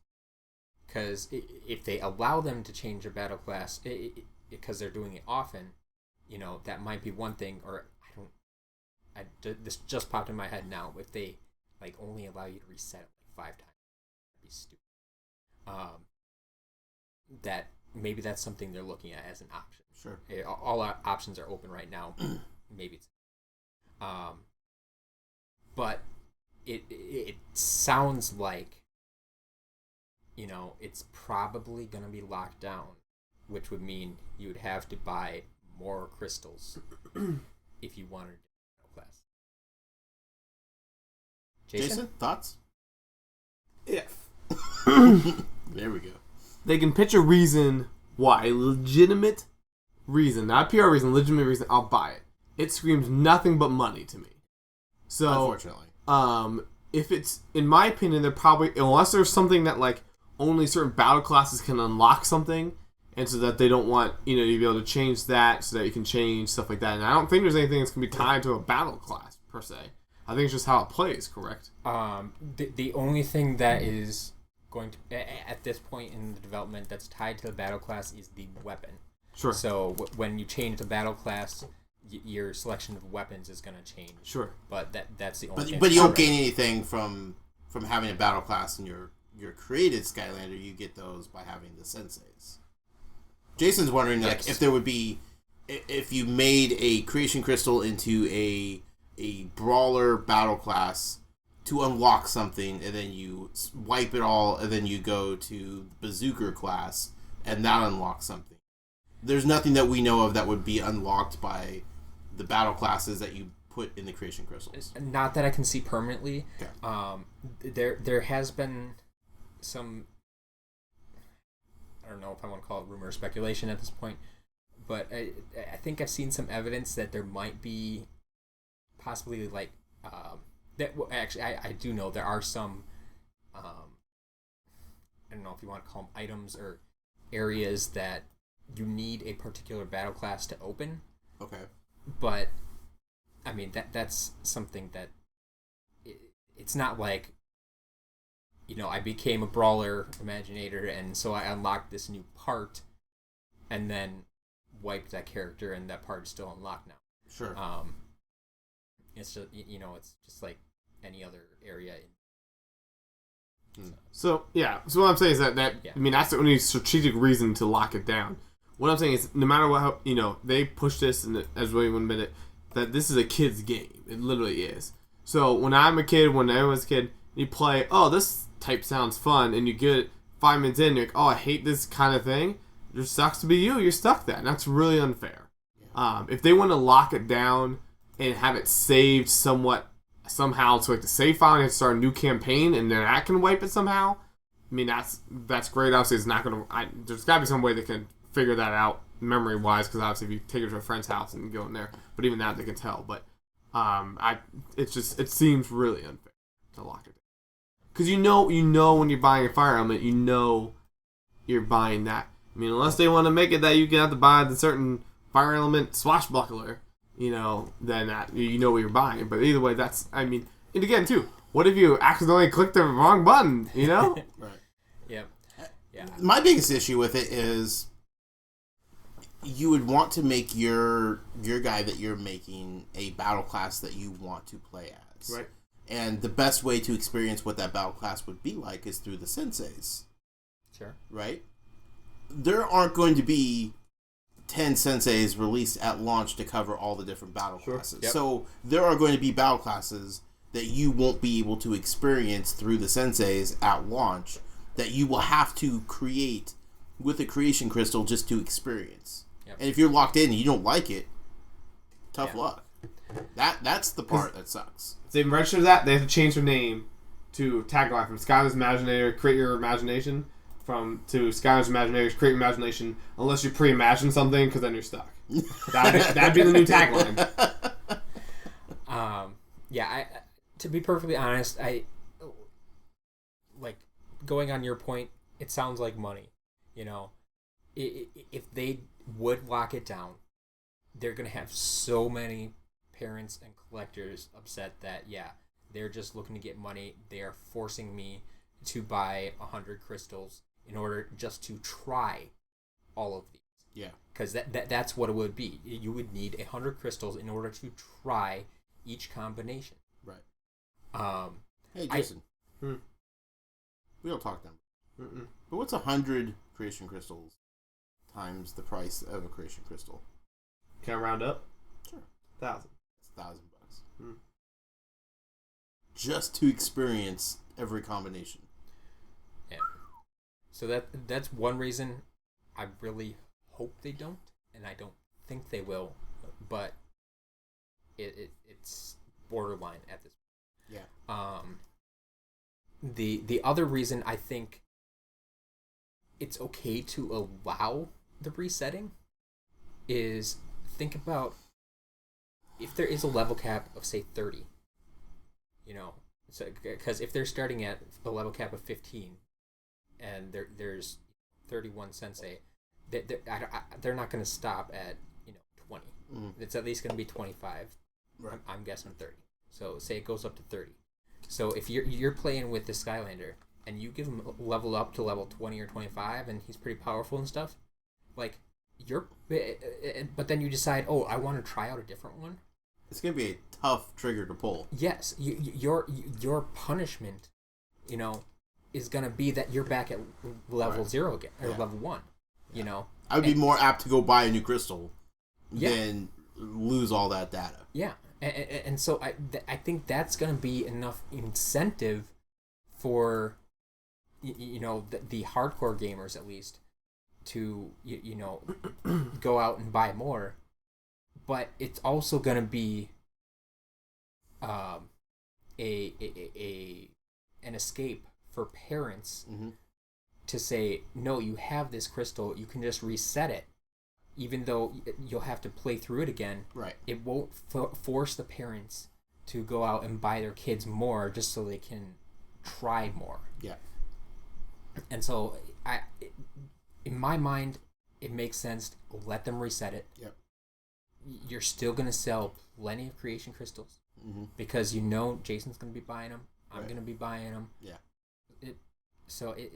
That's just makes the most sense to me. Sure. Like there's still a downside to resetting it, but you're still going to be able to try. Because if you need a brawler and a bowslinger in the same level, you're gonna have to play that level at least twice. Then, if you said I'm only gonna buy this one crystal, right? And so it still forces the replayability and all that kind of good stuff. Like, I think it just makes sense to allow to wipe it. Yep. So, we'll see. Hopefully they make the decision that's best for the fans and not necessarily best for their wallets, because people will push back on it if it screams money grab. They definitely had a rough year last year with Skylanders, so I think making after getting off to such a good start with this announcement, and then still keeping that momentum after the Crash announcement, I think if they take that misstep, they're gonna have a lot of. Yep. And with Superchargers, they didn't even really put out anything that was a cash grab. It was pretty straightforward. Traps were definitely trap. But last year they were pretty straightforward with everything they were going, so it would be weird for them to revert back to trying to sneak into people's pockets and take the cash out. And that looks fun, looks great. It plays well. It looks beautiful. It's very smooth. Looking forward to it. The figures look great in person. I was a little confused about Wolfgang when I saw him. Because one eye was painted and one eye was just all black. I'm like, they forgot to paint his eye. That's a bad deal. Turns out he's just closing one. Yeah. Yeah. But the first time I saw him, I'm like, yeah. Oh, boy. He's aiming his bow. Yeah. Yeah. But immediately it was just a black dot. And I'm like, yep. It's come on what'd you now. do there? This is supposed to be a demo unit. These should be your best looking figures that you ever produce. Crash looks great in person. Yep. So everything we're super excited about. Moving on to Lego Dimensions, part of the podcast. Lego Dimensions is sponsored by our friend Amiibo Amigo over on Twitter. You can find him at Amiibo Amigo. You can follow him on Instagram at Amiibo Amigo, and then also follow him on Twitter with his Mitomo account at Mitomo Diaries. We have seen what's coming next for Lego Dimensions. The expert is about to throw down some news. Right? All kinds of news. All right, let's get down to it. Year 2 of Lego Dimensions is coming out this year. We've talked about the trailer that they released. We knew what was coming. We've got to see an extended preview of it. We know some more details. Jason, what have we learned in the last couple of days about Lego Dimensions? Yes, we got in. I'm going to check out the demo theater station had. We did not get to sit on the giant bubble seats. They made us sit in the back. Yeah. They don't even know who we are. We got smushed in by the bubble seats. But our chairs did stay reserved, though. That's true. But it felt kind of weird. We had to crawl over top of these bubble chairs to get to our seats. Got to check everything out there and got to talk to Arthur then and Jimmy, two of the co-producers. Yep. Arthur jumped over here after his time with the Lego Marvel game. So super excited. Some cool stuff basically to start beginning to go through the presentation of everything. Sure. They showed off all the new stuff coming on there. And I was looking at Josh and Matt because I kept showing each thing. And they're showing character designs that the art they're using, their promotional art. Yeah. And they're showing we're going to show you every brand that's coming. And okay. And they showed the Chase McDaniel was the new one for Lego City. Chase McQueen. Not McDaniel. That's a football player. Oh, you're right. Chase McCain. Chase McCain. There you go. There we go. Chase McDaniel is the quarterback. Future, probably week 6 starting quarterback for the Philadelphia Eagles. That's optimistic. But yeah, so that was in there until I'm watching everything go through, and then they finished up the ones we knew, and I'm like, here we go, slide Powerpuff Girls, just the logo. Oh darn, and they showed Beetlejuice, and then they showed what's the other one? 3 Beetlejuice. Now the B one, isn't it? Knight Rider. Knight Rider, just the logo. And might be... Yeah, maybe. So saw the logos in there. They but it went through there and they said they want to show off some stuff, and they said about Mission Impossible and wanted to talk about how it is a level pack, and they said what do they overhyped Mission Impossible. saying like it's like one of the top leading like and like whatever movie brands. One of the hottest brands out there. Yeah, I'm like, yeah.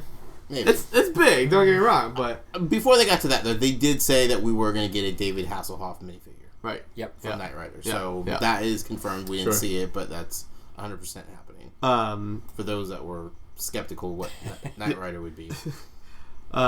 So went through there and so they showed off the Mission Impossible and did a quick kind of little teaser trailer. I hope they release it to the public at some point. But it was kind of fun. It wasn't even, I wouldn't say a teaser trailer. It was a teaser 15-second ad. Like, it's real short.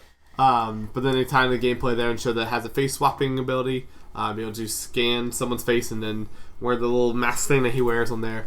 When he went in there,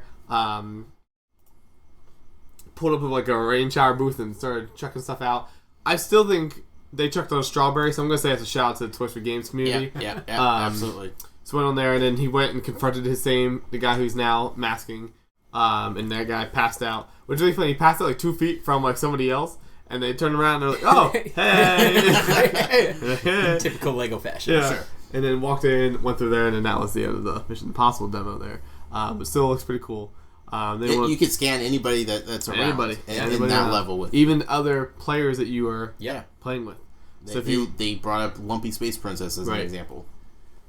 If you are playing as Ethan White, Ethan Hunt, Ethan White, another pro athlete, and you scan another Ethan Hunt, does that open up a super dimension? What if you scanned the face of Owen? Is that the name? Yeah. Yep. Mm-hmm. Right? Mm-hmm. From Jurassic World? Mm-hmm. Used his face and then interacted with Emmett. Yeah.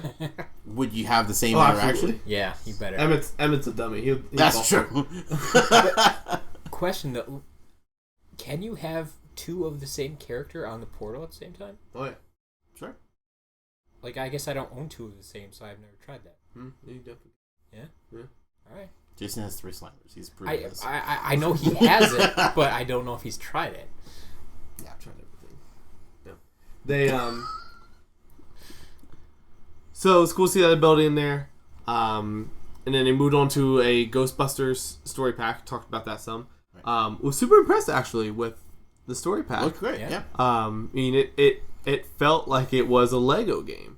Like, the level pack was fun, but even it still didn't have that. You could tell it was like this little mini size to it. Yeah. Even just the 10 seconds we saw, I was like, this is a Lego game. Yeah. They said 6 levels within the story pack, and they emphasized that they are big levels, not level pack size. I don't think. Right. I think they're bigger. Yeah. It's basically basically feels like you're playing a Lego game. Yeah. The main campaign per se. I mean, you play through the whole movie of the new Ghostbusters movie. Right, it's got to take a while. Yeah. So you think. So went through there. Depending how long you last is right. How long people in the theater last. Right. So we'll see what happens there. But they did have some interesting things that I haven't remember seeing in a level pack before. That they had some surprise cameos. Yes. And it wasn't like little Easter eggs. There was more surprise cameos and things that made sense in that. So maybe they decided to front load for this demo. I don't really know. Right. But it was like, I was like, oh, that's kind of cool. It's Velma. Because there comes Velma. Literally, camera changes to show the other person talking. Mr. Machine drives by. Yep. Camera angles to go down to look upwards. And there's Marty McFly walking on the sidewalk. So I was like, well, there's super cameos right now. So I don't know if maybe they're doing that just to show you there's other brands like dimensions. Which is interesting because in the level packs, though, they were very adamant about making the level packs just about those levels. Yep. Right. The adventure worlds and the sections of the main campaign where you're in a specific level, like you saw those cameos. But in the level packs, they were very much just about that franchise. So within the story packs, it's nice to see that they are including everything in those. Definitely. Yeah, they so interesting to see what the story is on that. We'll find out obviously as time goes on. And then they ended with showing 2 of the new battle arenas. One they showed on the stream, that is of Adventure Time, and then the other one they showed was the one I was super excited for, which is the Quidditch pitch for the Harry Potter Battle Arena, which if you don't know what Quidditch pitch is, you don't know, Josh, would you be happy to explain what Quidditch is? Quidditch is this game where it's like... It's a sport, but... It's like a game. Sure. Yeah. I mean, would you consider badminton a sport? Yeah. Yeah. Would you consider chess a sport? Yeah. Yes. It's like a game. It's like air soccer. Air soccer. Air soccer. Yep. There's brooms involved. Not by the people watching, like you would typically see at a sporting event. When they hold up brooms to signify a sweep. Sure. Yep. Yeah. Got you. No, this is in the game. Sure. Not sport. Right. So it's like air soccer. Sure. You're trying to get the thing into the goal. I believe it's a ball. Some sort of sphere. Sure. Right? Okay. I don't know if it's inflated. I don't know if it's just magic. Don't know really what's going on. But there's definitely a goal system that you're going back and forth. There are 2 teams. I believe it's a 2-team game. Then there's like this gold thing that flies around. I don't know if that starts it off. I kind of imagine this gold thing that flies around. I believe it's a Snitch. Okay. Flies around. I think it's bonus points. I'm kind of thinking like rock and jock softball or basketball from back in the day. Sure. Like all of a sudden, there's a 20-point basket. The hoop extends, and you're like, I'm making that one, and I'm getting 20 points instead of the normal 2. It's super hard to catch. So what do you think would happen if you caught this bonus point? The game ends round. when you catch it, right? Sure. So, bonus round. Sure. No, the game's just over. The game's just over. Huh? You win. Game's over. Yeah. You don't necessarily. So win. what are the goals for? You don't necessarily win, but you win. Game's over. So what are the goals for? The goals? Yeah. The score. That's how you score. But why do you points. need the score? 2 games in 1. But what if... See, that's when you get to sudden death, right? So if one team has more goals, by the time the snitch is captured, like a flag, by the other team that's losing, then you go into sudden death. And that's when the brooms come in, and it goes into straight up Excalibur style battle until there's one victor. Right? Yeah. Yeah. So, okay. All that being said, you're not playing Quidditch in this game mode, but you're on the Quidditch pitch. Right. So they had captured the flag. You start off by flying in from the thing. There's a broom on the floor. I'm like, oh my god, they're gonna fly. Walk right past the broom. I'm like, what the heck are you doing? So they're like going up the Quidditch towers and everything. Which, the famous theme of Snape, trying to kill Harry Potter, right? Absolutely. Remember that famous scene? Yeah. Famous scene. Very, very How could crucial you forget? scene to the Harry Potter nightmares line. Still, Right. thinking about that scene. Absolutely. Like, I'm frightened of towers. Absolutely. On Quidditch pitches. But you get the flags come down and take it. There was way too much going on. I don't know. I don't even know where they took the flags to. Right. I don't know where the flags were. I was a little lost. Like, I tried to follow just one screen, and I'm like, well, he's not doing anything, so I switched to another screen, and then, like, red man scores. I'm like, that was the screen it's just watching. Here's the other thing. I like colors. While I'm watching that, I'm like, this is crazy amount of colors going on in here. Well, especially in the Adventure Oh Time my goodness. ones. Yeah. So, there's a broom there. I assume you could fly. Very Wicked Witch. They said ability to stay, so Very Wicked Witch. Cheat all day. Right. Cheat all... Superman? I said it from day one. Superman's OP. Buy that Wicked Witch fun pack, man. Yes, absolutely. Yeah. So- Love the witch. Love the witch. So, all that looks great. Didn't get to try that at all, but excited for that. Wicked Witch is the #1 Quidditch player I heard that. on the pitch I heard with she the snitch. became wicked because of an event that happened on the Witch pitch. caught the snitch On the on the pitch. Quidditch pitch. But she didn't fall into a ditch? I don't. The lore got kind of messy. I heard it's her niche, though. Playing Quidditch on the pitch while trying to catch a snitch. It's possible. As long as there's no water involved. That's very true. I heard it rains in Harry Potter world. It does. Yeah, a lot. It's dreary. It's dark. It's Especially after movie 3. especially after Snape tries to kill Harry. It's just tears Yeah. always from it. So yeah, game looks really great though. Obviously, there's no like visual improvements or anything in the game. Game engines, everything's still the same. But to improve anything. No, well, look at Lego Star Wars. If they made it look like Lego Star Wars, then we're talking. It was visually impressive. Yeah. It literally was. There were points where it's like that's way too much time for a Lego game, and I'm kind of loving it.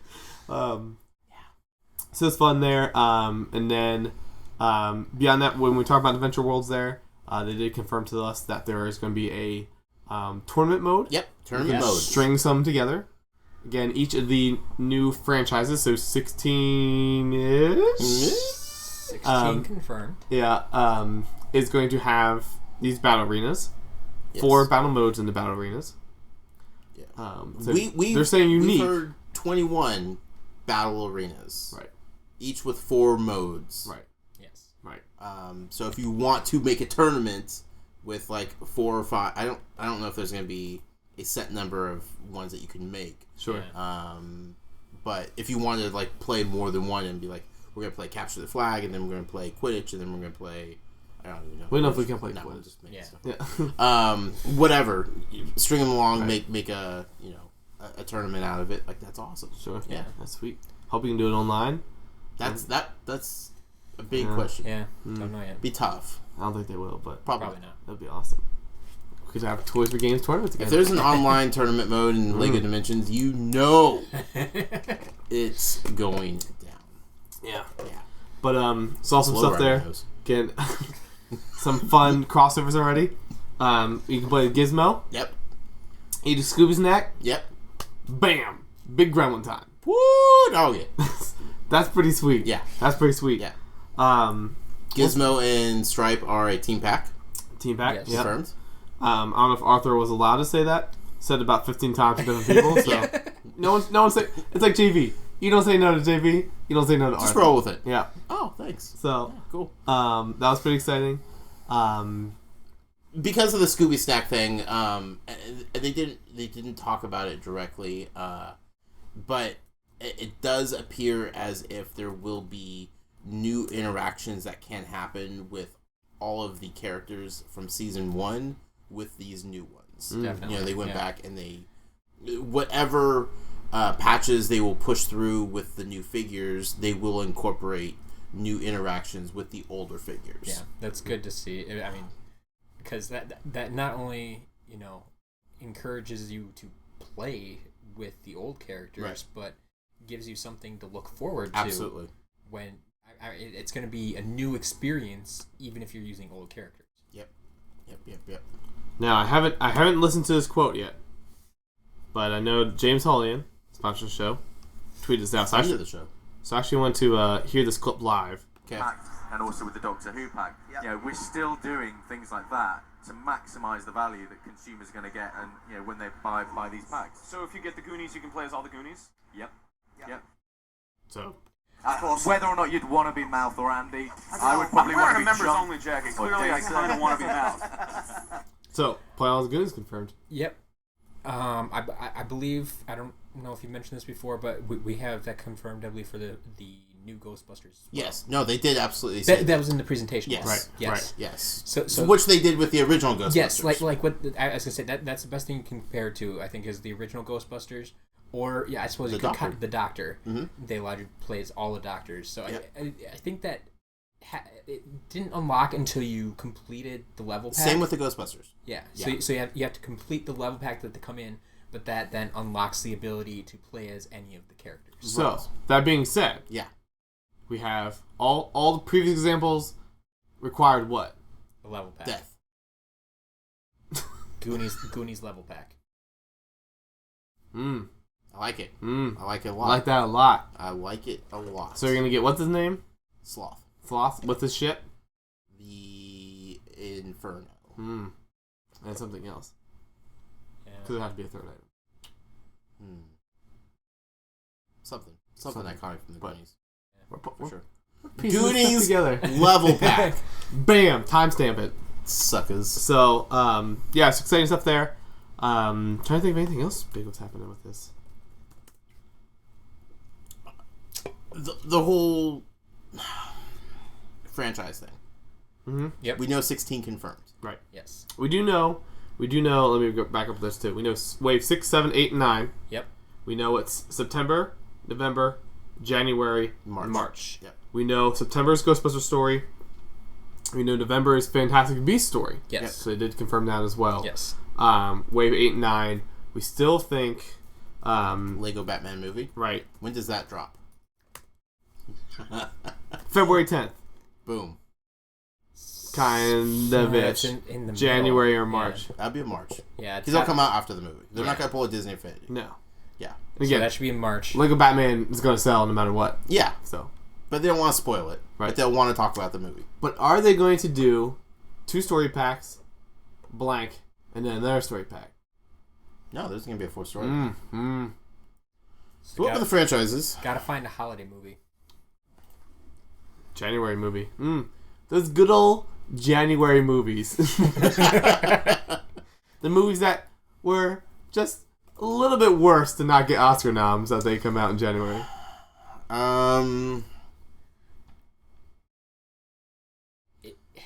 I feel like Powerpuff Girls got to come hot and heavy. I'm going to call it. Okay, I'm going to call it right now. do it. That's a bad. Sonic, I think we're getting a Level pack. Yeah, that's confirmed. Not confirmed, but We don't have a new Mission Impossible movie that we know of. no. No. Lego City wouldn't make sense. Beetlejuice wouldn't make sense. Could it be something they haven't announced? Oh, Let's see here. Let's put on our theory hats here for a second. We're talking about a January release of Yes. unannounced story pack, right? That we're theorizing would come out in January. If there's going to be a story pack with each wave. Yes. If we have Ghostbusters coming in September. We have Fantastic Beasts coming in November. Yes. We're thinking Lego Batman movie in March. Yep. So we need a January one, right? Yes. January comes after what month? What movie is coming out in December that people would be really stoked to play? New Transformers movie. Try again. I figure it's all coming out December. Hmm. I'm trying to make a smart line, but it's not coming to me. Rogue One.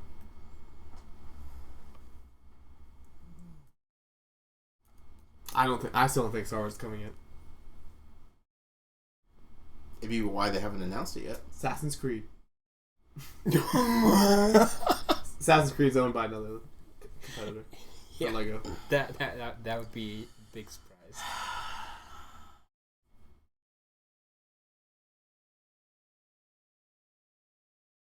It's possible. Current. Okay. It's Rogue One. Yep. It's not, it's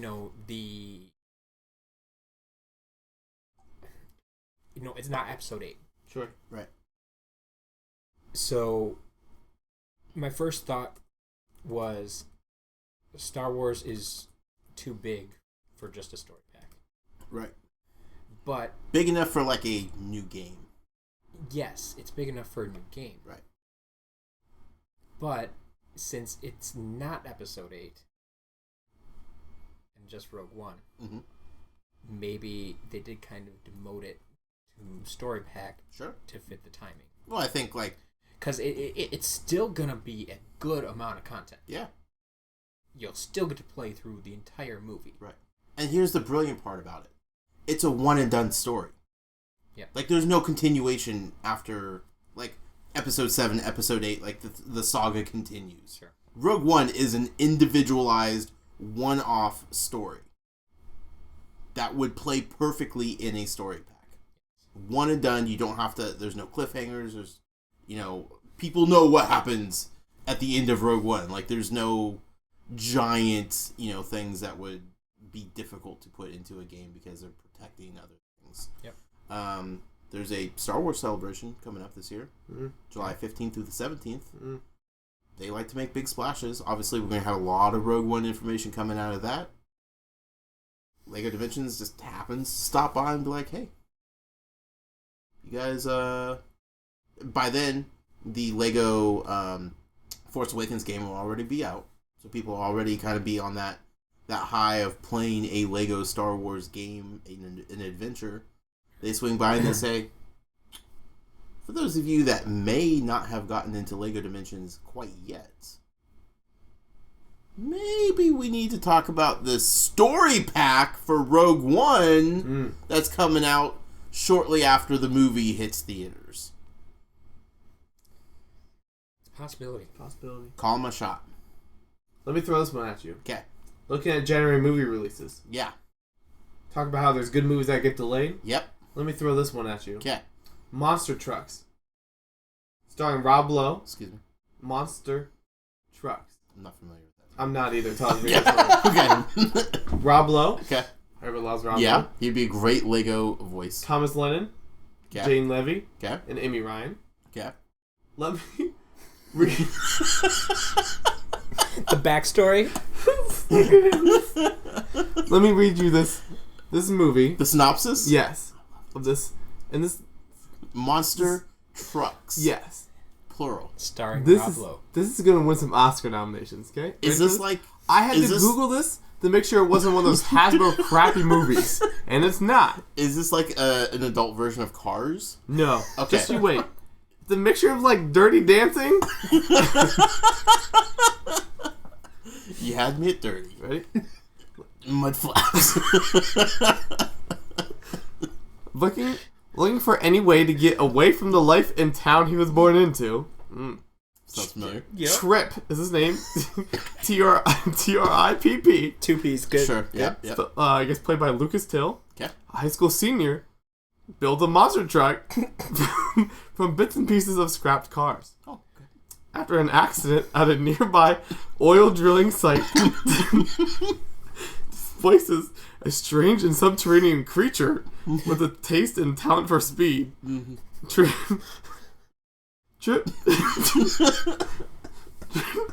Trip may have found the key to getting out of town and a most unlikely friend. Melting cutting-edge visuals effects and state-of-the-art CGI, Monster Trucks is an action-filled adventure for the whole family. that Sounds like it. that will keep you on the edge of your seat and ultimately touch your heart. I have a question. Yes. What part was like Dirty Dancing? About the town. The first sentence. Oh my god, there's a trailer. We're watching the trailer. We're listening. Trip. Hey, Sam. Hey, You Sam. go see something crazy? He's sleeping out right now. Jody ain't never seen anything like this. There's a hole in the middle of a truck. Local residents have reported numerous sightings of an unidentified This has to be a Hasbro movie. We're looking for something unusual. Oh god. We're looking for something unusual. Something dangerous. Please, this has...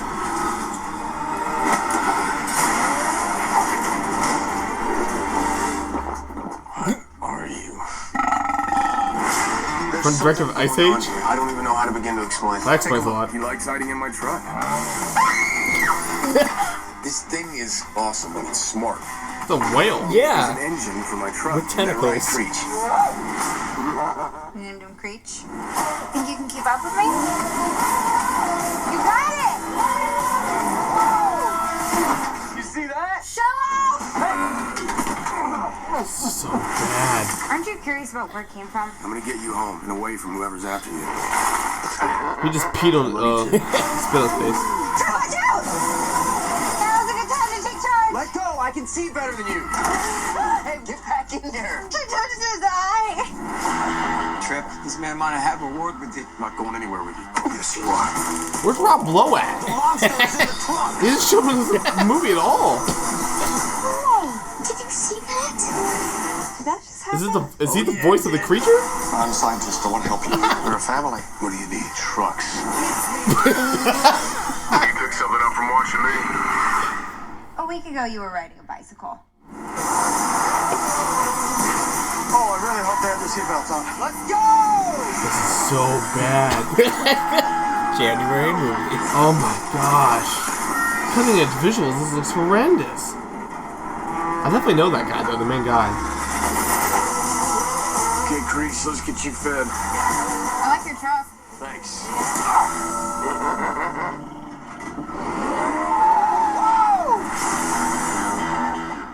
One, where was Rob Lowe? 2, this is the new poll question of this thing. Higher or lower Rotten Tomatoes scores than Batman vs. Superman? Here's what we're going to do after the podcast. Yo. We're going to watch that trailer again up here on the TV, and we're going to Periscope it for people to watch with us. There's going to be nobody up. I don't care. We're going to do it. Monster Trucks. Lucas Till. Oh. Not That's who he is. coming to Lego. Oh. Sorry. He's in X-Men films. Yep. Okay. Monster Trucks is not coming to Lego Dimensions. Oh my gosh, in that was January. so That's a story pack. bad. Rogue One, however, we'll see. We'll see. Disney Infinity gets canceled. Yeah. But movies like this keep coming out and people paying good money to go see it. It has Rob Lowe in it. Does it? We're not sure about that. That's what it says. You gotta believe it. He probably is like in the first scene and dies. He has no character name. No character name. Him and Amy Ryan. He plays himself. But it gets first billing. Yeah. I mean, it's Rob Lowe. So Lego Dimensions. Sorry, that had to happen. Yeah, I'm not faulting you for that at all. Just trying to I understand. get back to what we were talking about, and that is we don't know what the release schedule is going to be. We don't even know that Lego Batman is going to be a story pack. We're kind of assuming based on some weird wording that they've put out. The wording got muddy in the press release. Yeah. It leads me to like the way they split up the packs when they're talking about them. They always seem to lump the Lego Batman movie with Fabulous Beasts, and we know Fabulous Beasts, Fantastic Beasts. Fantastic Beasts and Where to Find Him. Based in New York City, the best Harry Potter movie to date. That hasn't been released yet. Number one. Anyway, Harry Potter and the Lego Batman movie are always lumped together when they're talking about them. And Ghostbusters. At the different packs. Mm-hmm. And so that, since we know that Fantastic Beasts is guaranteed to be a story pack, it leads us to believe that Lego Batman should be a story pack. And going forward, they could do that with these story packs. They could use them to go along with the hype of new movies that are coming out. Use the level packs to tell interesting stories to older franchises that don't have the hype behind them, that don't need to tell a current story, but can go back and just kind of educate people as to like what these franchises might be, or tell an interesting new story. But I mean, like you go see a movie in a theater, you like it. Mm-hmm. What's the first thing you want to do? Buy all the merchandise I possibly can. I was gonna go with watch it again. In this case, it's a little of both. Right, we're on the same page here. You go buy the Lego Dimension set, and you get to play through the entire movie again. Yeah. This is the third time we've set Josh up for our home run.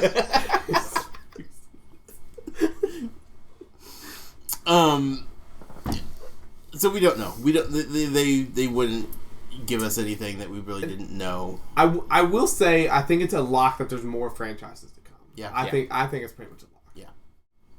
Yeah. So we'll have to wait and see. Yeah. And as we said before, obviously they hold some stuff just to make bigger announcements, but what could they possibly announce? There's got to be something. Star Wars might be too big of a something, but there's got to be something if there's a reason to hold back for. They didn't show off Sonic. They're still holding back on him. Right. I was shocked by that. Yeah. This is the perfect time to show Sonic. Because you're talking to like the gaming industry. This is the community's going to get the best. If it was announced like 2 months ago or something, they would have announced it here. But so we'll see. But just talking to maybe waiting for PAX. Sorry. Well, I kind of think it's because he's not coming out right away. Sure. And so they were focused more on that stuff. But He's gonna be the last wave. Guarantee it. Let's go. Let's do it. all right. No, it'll be this year because this year is his 25th. Oh, no. Yeah. November then. Wave 2. 7. However you want to call it. Talking with Arthur and Jimmy, it's nice to see how much like the developers care about this and are pumped and excited for it. You know, like it's not just a game to them; it's a passion project as well. They absolutely love it. They love thinking outside the box and bringing in crazy franchises that people would randomly throw out there, and they're like, "Yeah, we're already working on that," or "That's a great idea. Let's go get them." I loved when we were listening to that interview before, how Arthur was saying like he was looking on with envy all of last year when they were working on Dimensions the first year because he wasn't on the project. Right. And so when he got moved on to year 2, like he was so excited, and now that they're co-producing, it meant that he got to work on his favorites and Jimmy got to work on his favorites, and it worked out perfect. Right. They're also talking about the minifigures. They said each one is going to be a unique minifigure that's never been... What were they saying specifically with that? Has a unique part. Yeah. Per se to it. A unique... Yeah. There is something that is absolutely 100% unique to those. So, for big fans of the Lego minifigures, like you can't go and build your own. Right. Yeah. Essentially. Like, you will need to buy them from the Lego. Because, like, interestingly enough, the Green Arrow, which we'll get to in a second, has the same pants as one of the characters that came in a previous Lego minifigure series, like the blind bags. Right. So, another thing that they dropped in an interview in the last couple of days was in the story packs will bring in 2 new abilities to the power pad. Toy pad, D-pad, The portal. whatever the case is. So, keystones. the case is toy pad. See what I do? Keystones is what they call them. Those were like the special abilities that were tied to the toy pad. So we saw for sure the Rift ability. Rift or Rip? R-I-P. Rip ability from Ghostbusters, which was really cool because you could rip a tear in the dimension and go into another dimension, go around, do some things in order to get some part, something that you will need in your other dimension, go back and take whatever you need back over there. Looked really cool. It worked very well. And I don't know if there's any public footage available, and they might have shown it off, and maybe they haven't watched all the footage they've done with interviews. But that's the thing that's questioning us, like, going to dimension. Is it, like, how big is the dimension?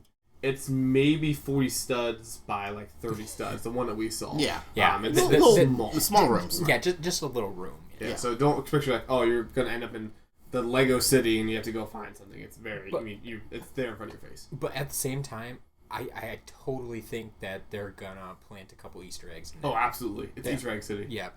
They're gonna be showing some stuff off. Yeah. Like we had the TARDIS was the big one in year 1. Mm-hmm. Transport us to different dimensions. Stuff. Yeah. So, but they said there'll be 2 new abilities with each story pack, which is awesome. Like that expands the game even more so in how you play and how you interact with the toys and the toy pad and whatnot. So that's exciting to finally get more information about that. That will start to roll out as we get closer to September. You brought up Green Arrow. We got to talk about it. People want to know. People are kind of bummed. Yes. So, as was explained to us, Yes. it is limited edition. They were Limited. Yes. emphatic when I'm saying that it's limited. Yeah. They did not come out and specifically say that it will never be sold, but the way they were emphasizing the limited part made it seem as if it will not be sold. Right. Or at least they don't have plans to sell it at this time. They could change. They may have a plan for it way down the road that they don't want to talk about yet. But as they were trying to explain it being limited, it did not sound like it will ever be sold. Right. Now, quickly follow that up. Right. It is not an E3 exclusive. Not at all. Not E3 exclusive. They didn't specifically say where else it will be, but we're thinking there will be at fan events throughout the year. San Both Diego Comic-Con. in the US and overseas. Right. So the Comic-Cons, the toy fairs, PAXs probably. Anywhere that LEGO Dimensions will be, it seems like they will probably have these green arrows available. Sure. They're also like randomly giving them away on their Twitter accounts, like the people making the game and talking about the game. Not necessarily just the LEGO Dimensions Twitter account, right. But some of the producers and directors and higher ups are giving them away from their Twitter accounts as well. Yeah. And if we find any, we will retweet them because they aren't going to give it to us, right? You know. But we want you guys to know about that. Right. So, in one hand, we have to break this down because in one hand, I like what they're doing because it is a fan service to give these to fans, to give them away for free, to be like, hey, you're a LEGO Dimensions fan. That's awesome. You came to see us. You came to see what we're about. Checking out our new game. Here's this cool limited edition figure. On the other hand, it does make it super difficult for the people that aren't able to go to these events to get their hands on them. Other than buying them expensively on eBay. People were immediately taken back because E3 is an industry exclusive event, and why would they just give it to the industry people and not true fans that are paying money to come out and see them or whatever? Since it's not an E3 exclusive, get that out the window. So there are multiple opportunities, from what it sounds like, to get your hands on Green Arrow. Yes, it sucks for the people that just can't make it to these events. It does suck. I understand that. It's not super exciting to know that there is a figure out there that is locked behind this giveaway promotion. If they made another type of Green Arrow and had him available for sale later on, this was just a variant, or if this was just like we're giving him out now, but in 2017 he'll be available, then it's easier to swallow. It does suck. We empathize with you. Like it sucks. I'm sorry. It does.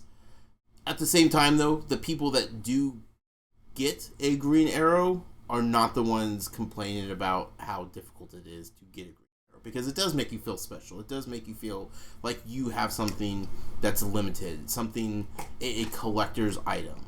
There are going to be plenty of collectors that don't get them. But if you want to pay premium price for them, on eBay or whatever, and you really need them for your collection, there are alternatives. But it is cool for the people that get them to have something that is collectible and feels incredibly special and not available on every toy aisle in every store. Right. Yeah. Yeah, so, I was on the case before saying I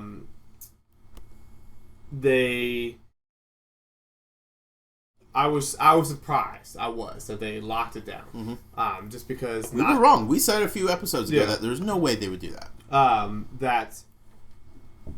Because of being a game, that I didn't think they were going to be doing it. But LEGO does this stuff all the time. So it's not as shocking in that event. I'm glad to see that they're not going to be doing a different character like each event or something. It's going to be multitudes of doing it. Right. But again, I'm 100% fine with exclusive content across the board. Yeah. It doesn't bother me at one bit. And that's not because I got one. It's not. There's stuff I don't have, stuff I wish I had. Yep. It's available exclusively. It's a little bit different because, again, it is like a full unique character. But as I was telling you, you will get it. He plays like Legos is what we hear all the time. There's nothing too much on there. And it goes on your shelf. Yeah. There's some people who are huge Green Arrow fans. I understand that.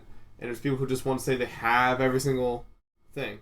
But it's one of those, it's where you set your marker at. Because people say they have every Disney Infinity character. But if they don't have the D23 Mickey from the thing, they don't have everything. But then if you say, well, I have every unique character. Okay, well then you have every non-exclusive character. Right, yeah. It's different, different parameters behind it. So it's really on you what you feel like you want to say is your full collection. There's people who say, oh, I have all the Skylanders. No, you don't. Yeah. You're not even close. There's some people who do have all the Skylanders. There are few. There are some people who have all the Skylanders. Yeah. But there's not exclusive content that's locked behind this that we know of. Sure. That we know of. Sure. Because that would be a double whammy to Sure. people. Like that Sure. I could understand some absolute rage. And there's stuff that's exclusive for Disney Infinity. You need to have all the figures to get the Kingdom Hearts. So same people say they don't have the resources to go fly there. There's people who have all the resources who be able to buy every figure to be able to unlock the Keyblade. You know, there's always different things like that. Right. So it's all I'm saying. I'm not like previous thing where I'm saying you're wrong for being upset. But it's that's up to you how you want to classify your collection. Like I said, I don't have the D23 Mickey. I say I have every Infinity figure, even though I don't. I'm actively working on trying to get that, D23 Mickey. I should have gotten it earlier when it was $75 offered to me. But again, move on with stuff. Again, at least they're releasing it in other places, not just E3 exclusive. I mean, Skylanders used to be an E3 exclusive. And now it's only trade show. Now they brought it to other stuff as well. When at the same time, though, that was also a variant of a figure. But I'm still saying, I know, people saying they're completing their collection. I'm just I have to play devil's advocate because there's multiple sides to this argument. Right. So, I'm just like I said, I'm understanding from it all.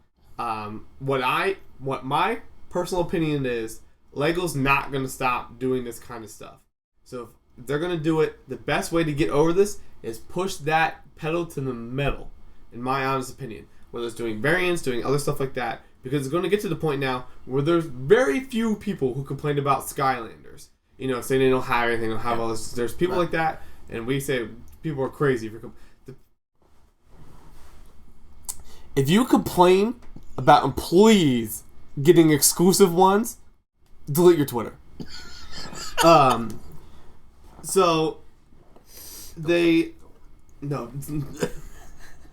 So that's in my opinion the best way to get over. Nobody cares, for Skylanders. People care, but nobody cares. Right. So because there's so many, because people are just used to it at this point. So you're not like I'm missing that one, I'm missing that two. Roughly how many Skylanders am I missing? 32. There were 5 Chase variants this year, at least. Plus an event exclusive and an employee exclusive. In the early years, there were many more Chase. Skylanders Wonder was like freaking 30. I know. I'm just saying, like, just in the last year there were 7 that most people don't have. Yeah. They Matt, do you have one of those? Nope. You want to take some pictures for your website? Guess how many Josh found? No. Same store. Same pay. Different days. I've never found any. You found some in store a while though. Yep. I haven't found it. See, you didn't get that on me.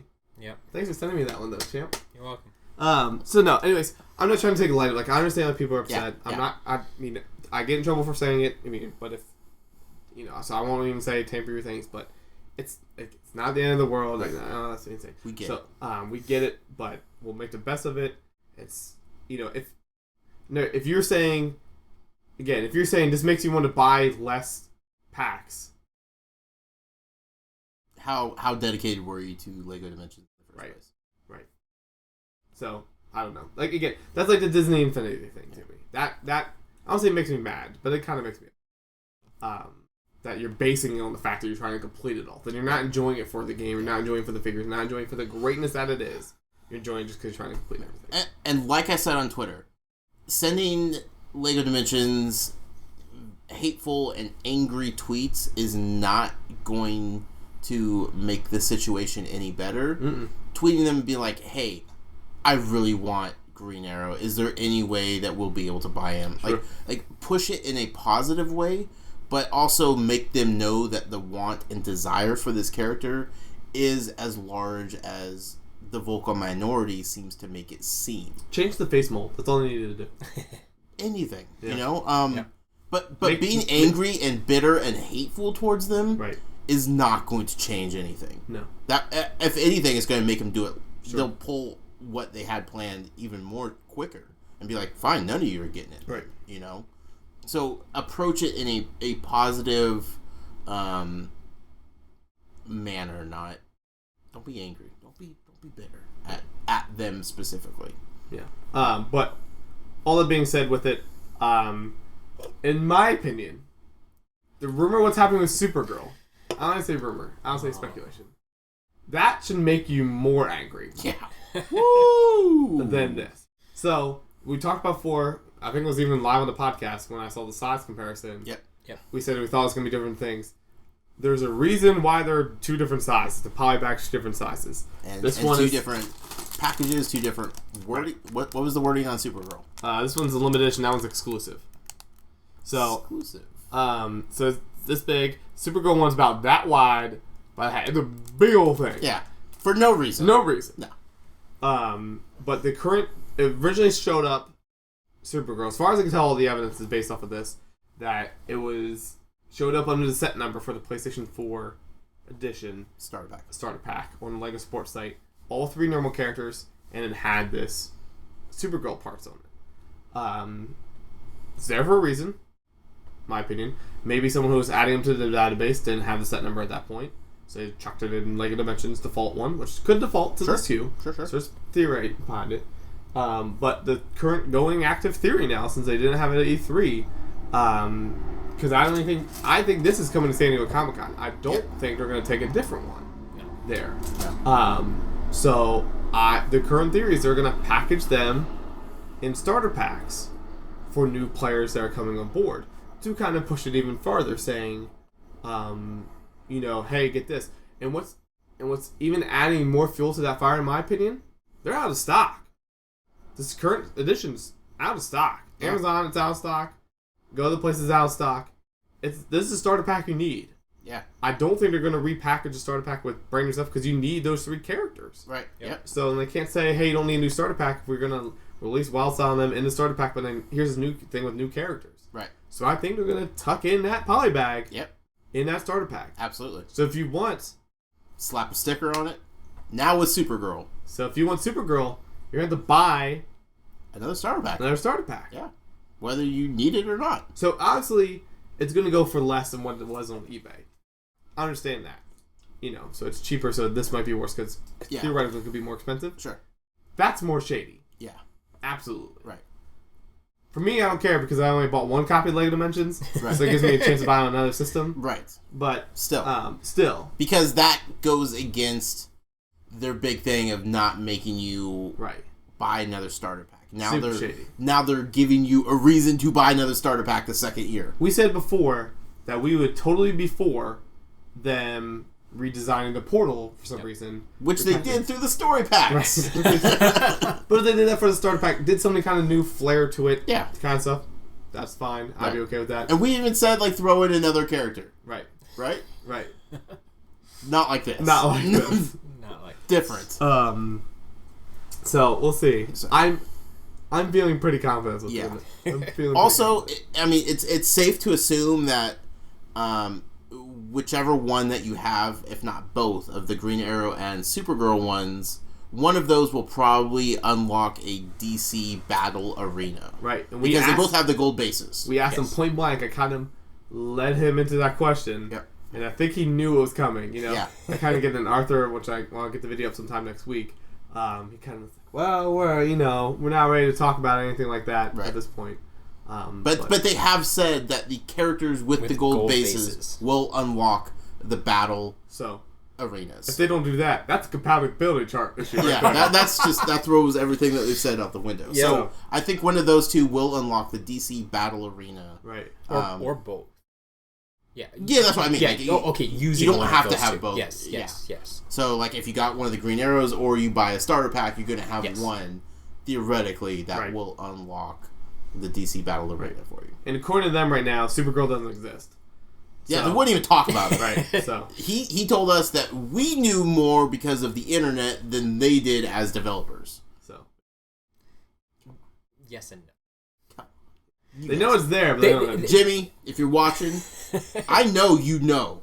I'm buying you another pitcher of margarita, and we're going to get some information. P.S. We say we love Arthur. Jimmy, I love. Jimmy's the real MVP. Jimmy's the champ. Yeah. Love Jimmy. Yeah. Any interviews you can check with Jimmy. Jimmy's the guy. Dude. Yeah. Jeff Keighley may not know who the heck he is, but Jimmy is the man. He's one of those people that, I legit, if he was like, hey, Jason, you want to quit your job and come, clean my office? Jimmy, if it meant working for you, absolutely. I just want to hang out with Jimmy. Absolutely. I just want to hang out at the pub with Jimmy. I think we'd have good times. Yeah, good times would be that. But people asked about. It's not going to be a pre-order bonus. There's no barcode. Has to have a barcode. And just while we're touching on E3 stuff, because I know I've had a few people ask, I haven't actually mentioned it anywhere. There was no Skylanders E3 exclusive this year. Nope. Nothing. Nothing. They handed out nothing. Nope. They didn't give you something. I got something. No, you didn't. We got... And... And... No, we didn't get you. I was with you the whole time. I stole one. Where are you? Yeah. Remember when you were looking the other way? So Liga Dimensions, super excited. Everything looks good. Everybody was super excited about it that we talked to that had seen it. Twitter's been blowing up. People loved what they saw. Just in the theater, like, we saw reactions from people who didn't seem to, like, know much about Lego Dimensions that were like, yeah, right, let's get in on this. There was obviously an exclusive giveaway, which a lot of people didn't really necessarily know at first. There's people, I mean, we're just starting Day to 2, I think, people knew. Right. But, and obviously you got to play the game, mm-hmm. but even that, this booth was 200 times packed than it was last year. It was a ghost town last year. It was a broken down ride from the 60s that they should just kick over. I mean, you could just walk in that theater anytime you want. So I was welcome. Very surprised and impressed when we walked by today. Like, I was very happy to see how full it was. Yeah, there was a line around the corner. Like, they didn't have enough room for it. Because I saw the line, like, oh, that's Injustice 2. No, that's the Lego Dimensions? No, that's Lego Dimensions. Good job. Yeah, good stuff. That's good for the brand, good for all of us. Yep. But yeah, talked to some different developers, different people in the business, and they were all super excited about it. We told them we're doing good stuff so far, and that, you know, we're pushing big for the game. So big time. We're going to move on here to the Amiibo part of the podcast. Amiibo is sponsored by our good friend, SCL Matt. You can find Matt over on SkylandersCharacterList.com, or if you like one-stop shop for everything that Matt does, SCLMatt.com. Ta-da! I stopped taking annotations a long podcast is going off the rails. Our friend SkylandersCharacterListMatt.com has decided to be a sponsor of the Amiibo segment this week because for the first time, possibly ever, there is legit 100%. Can't see on the camera. Just let him know that we call him SDL Matt in both of our contacts. Oh yeah, 100%.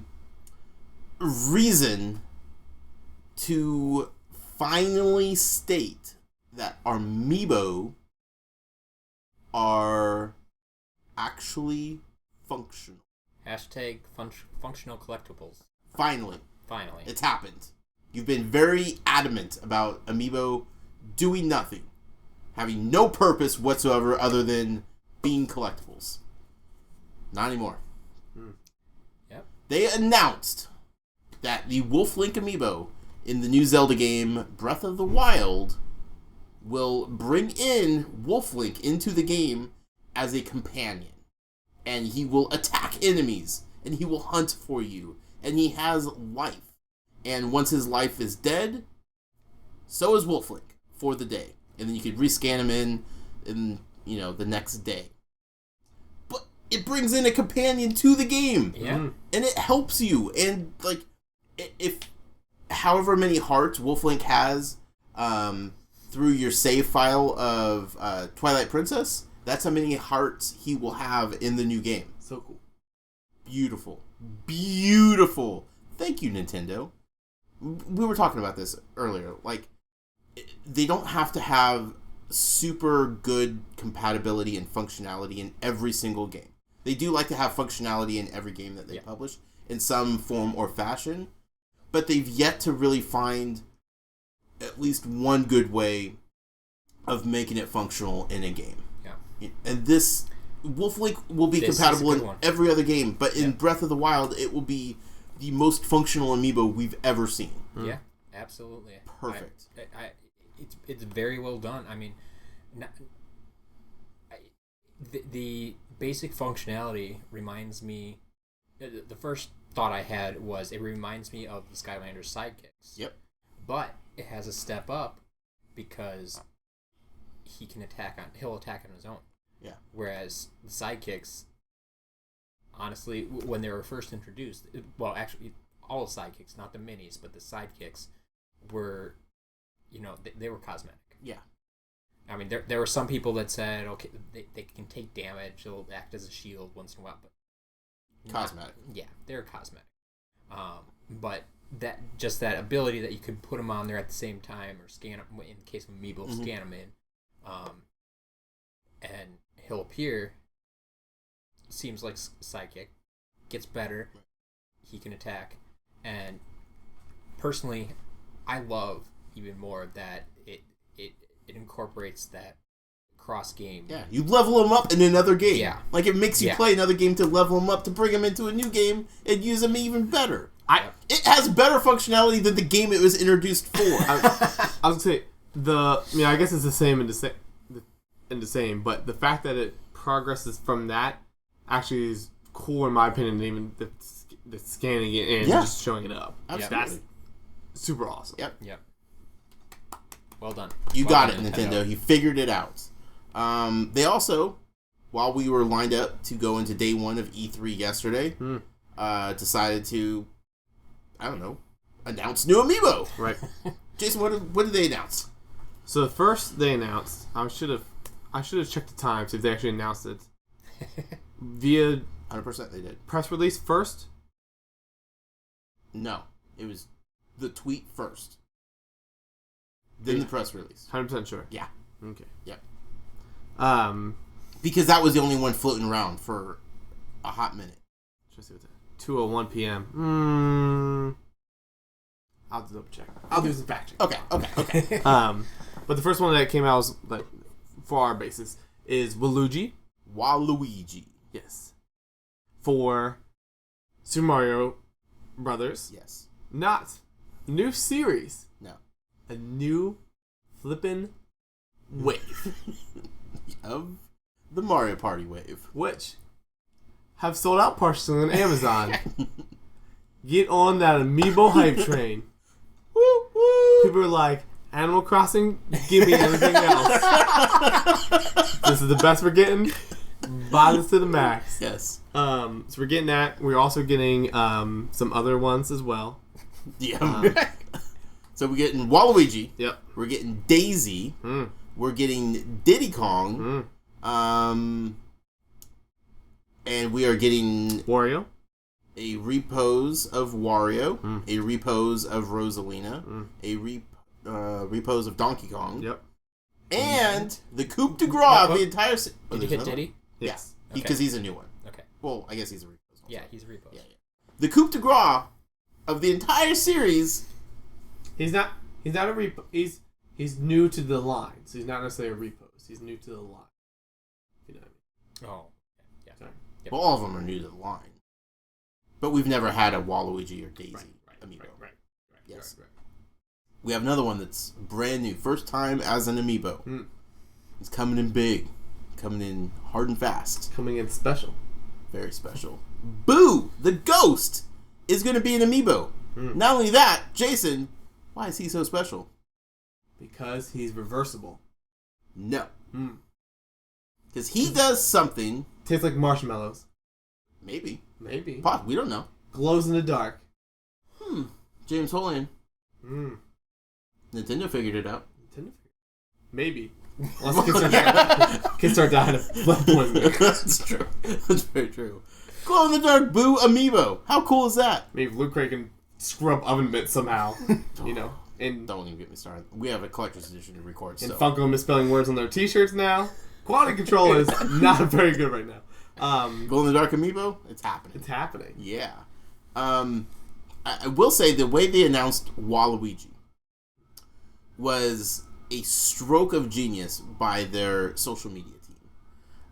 170 plus days ago, the Twitter account for At Midnight, which is a show on Comedy Central hosted by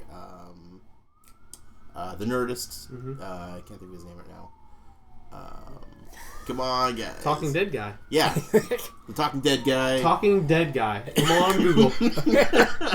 Oh, darn you. It's Chris Hardwick. Chris Hardwick from The Nerdist. He hosts a game show at midnight called At Midnight. Good name. You like that connection? Yeah. They tweeted at Nintendo over 170 days ago, around Christmas time, I believe it was, if they were going to be getting a Waluigi amiibo for Christmas from Santa. Nintendo never responded. Nothing. That was just a random tweet from at midnight back in December.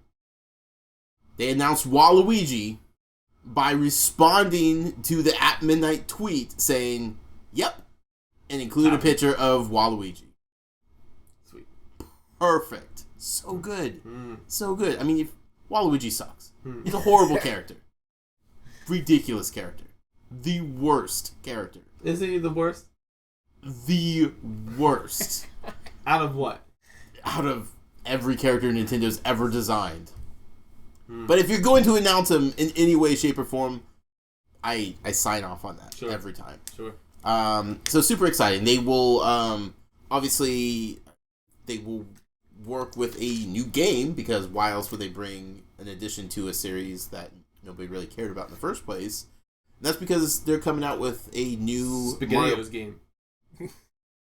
Not SpaghettiOs. They're coming out with a new Mario Party game for the 3DS that actually uses artwork. Here's the thing. This is how you know if a game's gonna be good. Does it A, feature new art?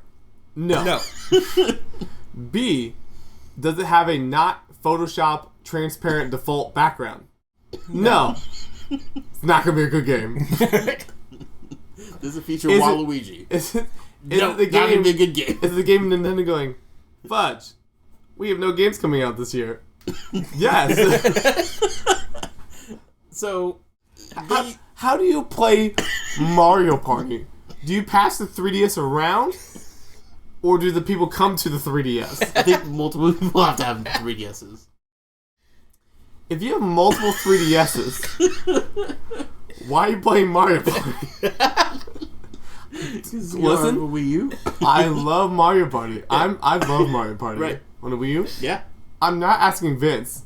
Bring your 3DS over so we can party it out Mario style. I think it's meant for like conventions. Like everybody has a 3DS set in a line. Pull it out. Let's play Mario Party. Mario Party for 3DS. Higher or lower Metacritic than Higher or lower than Monster Trucks. my bet's a Monster Truck. Somebody mark this down. So in January, Me with Jason's gonna give it a 9 out of 10. controversial 9.5 because he loves Nintendo. They announced this thing on a Treehouse stream, right? Yeah. Right before E3 opened. Yeah. Yeah. So it will be better than the game they announced at 2:30 on like a Tuesday afternoon. Yeah. That's coming to 3DS. New IP. Josh showed it to me. One picture. I don't even know what it's called. Forgotten Oasis or Forever Oasis? Forgotten Oasis. I hope it's Never called- Oasis? Never Oasis. Oh, it's never gonna happen. The first screenshot is of like 2 rocks. That's one of their press releases. Like, that's their glam shot of the game. I don't know how to design games, and I could do a better job making their landscape than that. What if it came with an amiibo? Rock? Japan would get a single release? I'll import that joke. There we go. If you don't Google SpaghettiOs, I'm sure it'll be all over the internet tomorrow. It's all over Twitter about the reuse art. SpaghettiOs. They did take the time to add a dice. Yeah, I like that. And so I think that the guy forgot to re-add in the background when he was photoshopping in the dice, and that's why we had the Photoshop background. Ridiculous. Absolutely ridiculous. We got other amiibo coming though. Yes. So those are coming out November 4th. But we have another series of amiibo that are coming out next March. What else do we got? Got distracted by my daily update for Amiibo Inquirer on Facebook. Got 19 new likes today. Big day for amiibo. Big day for Amiibo Inquirer. God bless you guys. So we got 3 new Zelda amiibo coming. We got the Rider one, the Knight Rider Link. Yep. That's 100% true. We got the standard bow and arrow one. Archer. There's the name of that one. Yep. And the monster one. Guardian. Yep. It's getting way too late for this. Which has posable legs. Now they showed the picture of the Think base Doc thing. Ock. Yes. Wash down. So the question is, how's that going to fit in a box? Because it's pretty big. They'll wrap the arms up over itself. So it's going to look freaking stupid. Yeah. In the box. Or they'll wrap it underneath. So it's going to look freaking stupid. Some assembly required. Ooh. I like that. That's risky. It's risky. So is it going to be choking hazard? Is it going to be a clear box with the weird centerpiece and all the legs? I mean, Game & Watch. Assembly required. It's not out of the realm of possibility. I like that. Exclusive to the game bundle? Then they could get away with whatever they want. Yeah, they could just throw that in there. Not a problem. What's fun with that? I don't know. No mind. Professional podcast. They look great though. They look fantastic. They look beautiful. They look good. Yeah, the quality of detail. People were complaining about like the clear stand underneath. How else are you going to get a horse standing up on his hind legs and make it sturdy? You know? Yeah. At least it's not yellow or green or some random color. Like, it's clear. Like, come on now. Like, you're going to complain about Boo sitting on a little pedestal? No, come on. Well, you didn't bring it up till now, but now I'm complaining. It glows in the dark. Does the stand glow in the dark? No, that would be ridiculous. Do you know that for a fact? No, I don't. Theory chair time. No, stop it. So no, it looks sweet. They look sweet. Also, like the wording of when they presented them on the Treehouse stream made it seem like these were the 3 that they were showing today, as in there might be more in the series coming out. Sure, that makes sense.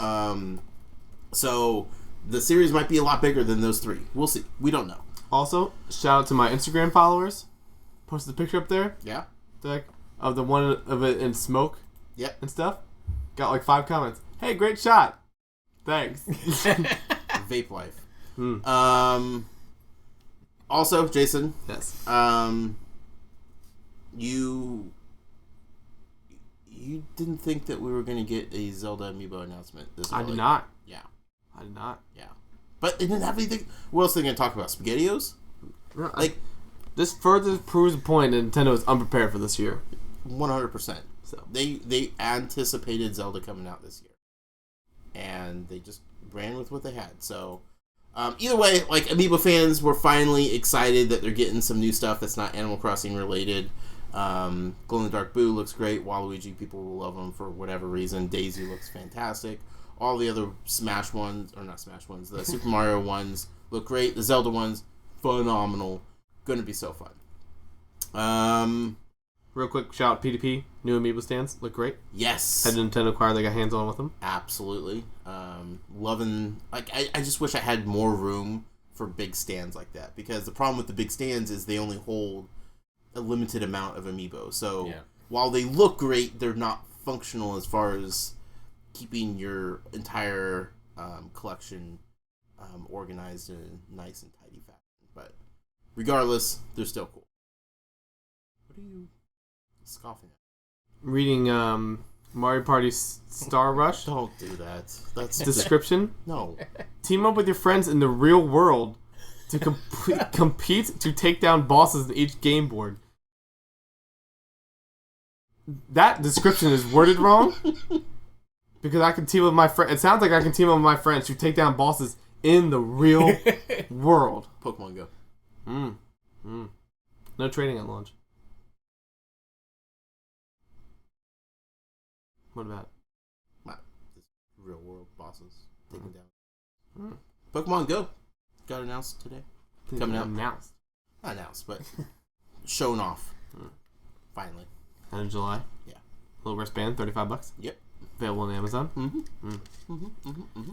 Still got 2 tweets. Why is it listed December 31st? Are we not past the stage yet? It's been this way for 15 years. Yep. As long as Amazon's been around. That's about it. That's all we got to cover news-wise. Did not put out a community question. Like I said, dropped the ball. Obviously, we had a lot to talk about with E3 and whatnot. We had a few emails. We'll go over those in just a second. But we did have an Inquire This question. Been saving this one for a while. This is going to be fun, and it's very, very pertinent to the conversations that we've had tonight. Monster. Trust me, okay? I know you have no faith in what I'm about to do, but trust me when I tell you this is going to be good and worth your attention. The Inquire This part of the podcast is sponsored by a friend, the Lone Goldfish. To be fair, I love this segment. Don't get me wrong. Yeah. I just always forget about it. And I'm really tired. I'm like, oh crap. Lone Goldfish, you can find him on Twitch, twitch.tv/the Lone Goldfish. Are you ready? I'm always ready. Always ready. All right. This one was sent in from our dear friend, Mr. Anonymous. According to Metacritic, what is the best and worst Toys to Life game? The options are Skylanders Spyro's Adventure, Giants, Swap Force, Trap Team, Superchargers, Disney Infinity 1, 2, and 3, Lego Dimensions, and Animal Crossing Amiibo Festival. It better not be a lot. We're doing Metacritic scores here. So we're looking for the best Metacritic score and the worst Metacritic score. And if you want to get bonus points and guess what the scores are for the top and bottom, we got them. Yeah. Lego Dimensions. I'm gonna guess. This is irrelevant, but 88. I'm gonna say for Lego Dimensions. Okay. Disney Infinity 3.0. I'm gonna say 89. You don't have to label. I know. I'm just putting it for my bonus points. They're irrelevant.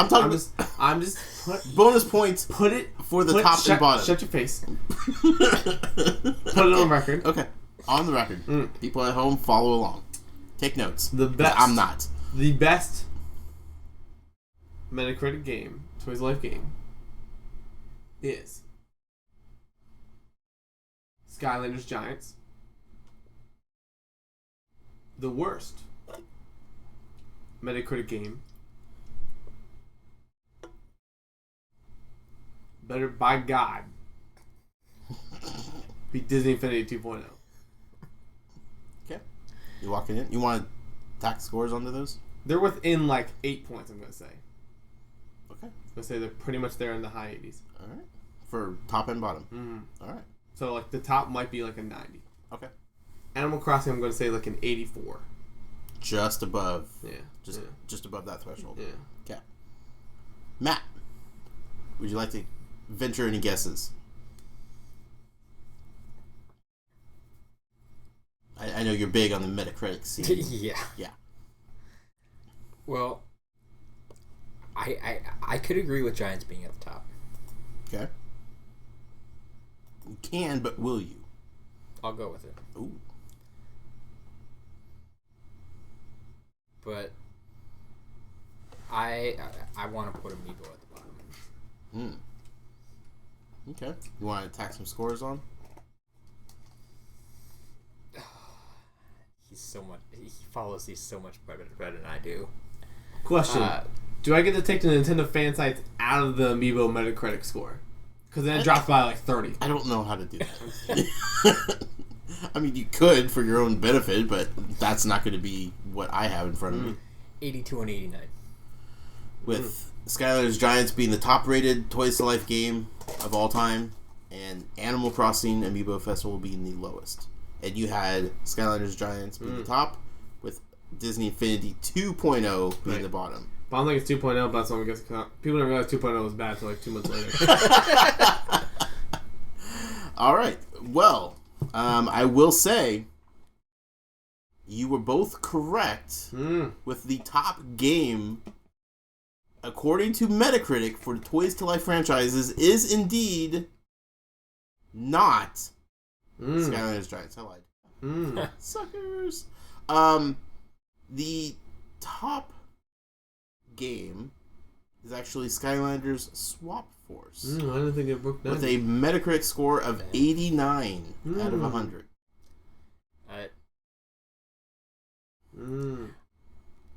It's definitely not my personal favorite, Sure. but I know I don't.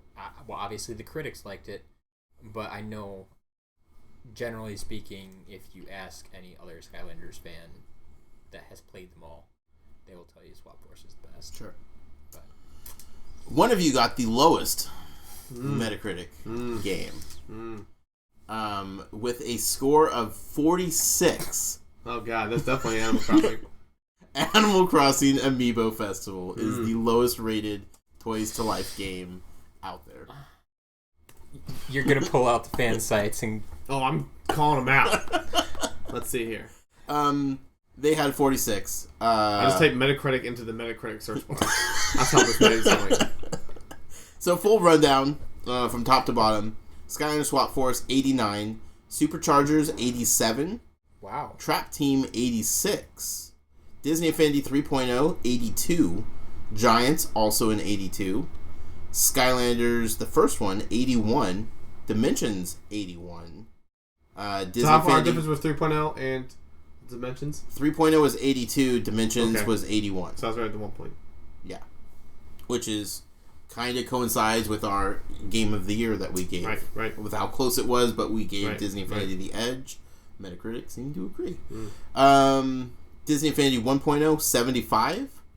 Disney Infinity 2.0, 72. And then Amiibo Festival rolling in with 46. Top score 80 Nintendo Inquirer. was every.it. Sure. All right. Same with CGM Magazine, who says, I honestly don't see where all the hate for this game is coming from. Bottom scores was a 20 and a 25. 25? Nintendo Enthusiast. All right. Nintendo Report gave it a 45. Not really enthusiastic about that. Nope. Game, were they? We had emails. Sure. We're going to hold off. Sure. We're not going to do it tonight. Sure. We've gone far enough with this. We just went down a Metacritic rabbit hole. We told Jason it was going to be a 3-hour podcast? Yep. 2:57. Yes, we are. Yes, we are. Because we both hit record at the same time. Barely. This has been fun. This has been a lot of fun. E3 was a blast. It was great covering these franchises that you guys wanted as much news as possible from. Obviously, we'll get back to a more normal routine as far as podcasting goes next week once we get back into the swing of things. Before we sign off here, I do have one announcement. And I'm going to make this announcement right here on this podcast. This is official. This is going down.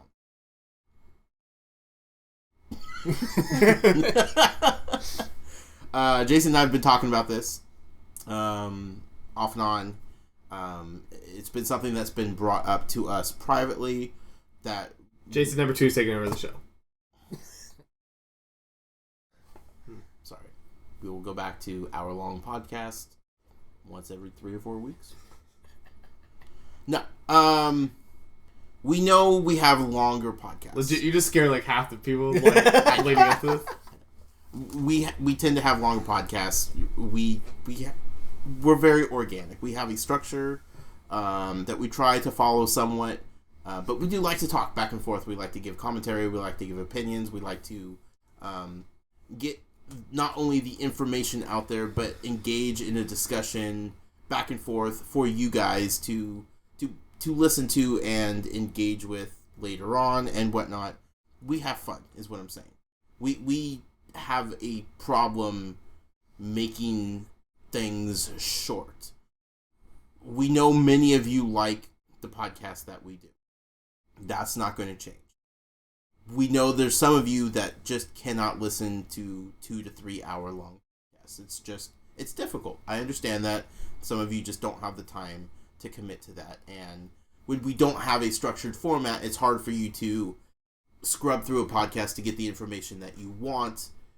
Still support us, but also, get what you are looking for out of the podcast that we're doing.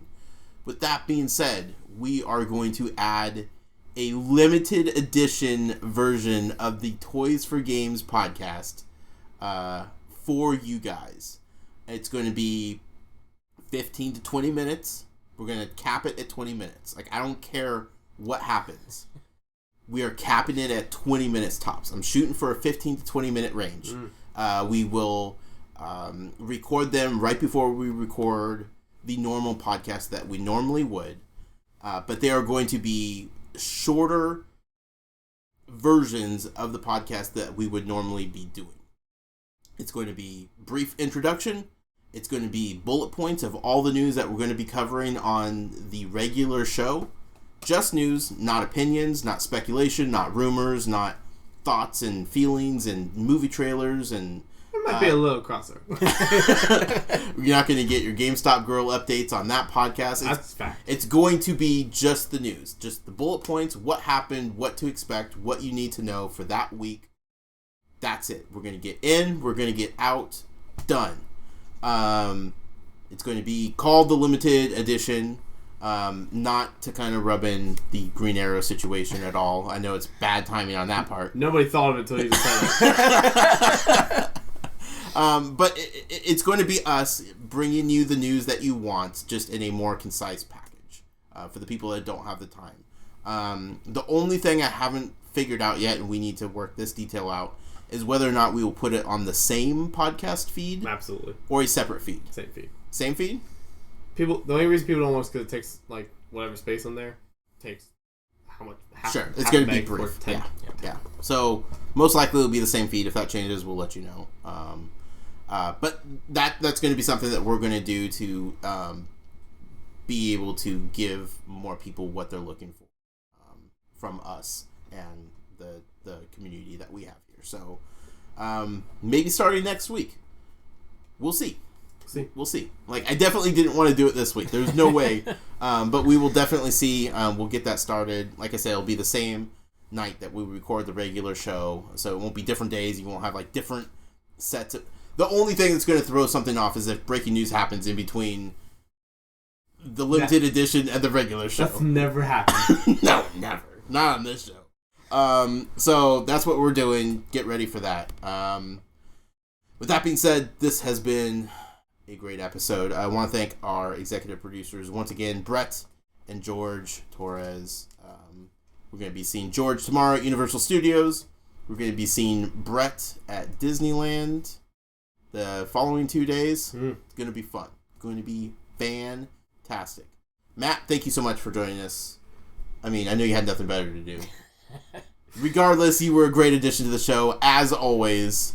Glad to help. The tally board of your appearances on this show, you're pretty much a third co-host at this point. You're getting close. Getting close. Don't give them that. I'm not. No. I'm saying he's getting close. I'm just giving him the carrot. Just dangling the carrot out. It's a moving berry, isn't it? Yeah. It will always be there for you to reach out and nibble on. Matt, where can people find you at in case, for some reason, they still don't know where you are available? You can just head on over to sclmatt.com and you'll find everything you need right there. Jason? Yo.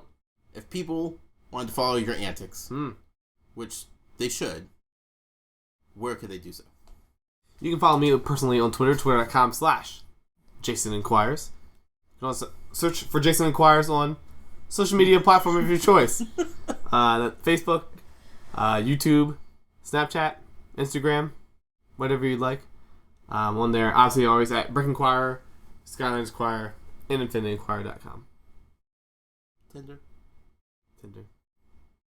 GameStop Girl. I will never be on Tinder. I can guarantee that. You can find me personally on Twitter at The Noise with a Y. Follow the show on Twitter at Toys for Games. Website toysforgames.com. Email us anytime you do have something to say to us. Podcast at toysforgames.com.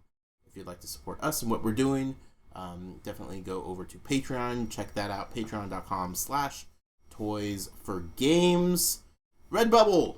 Go over to Redbubble. Yep. Redbubble.com/ people / Toys for Games / shop. Stop. Follow the link here. It's been fun. E3 has been a blast.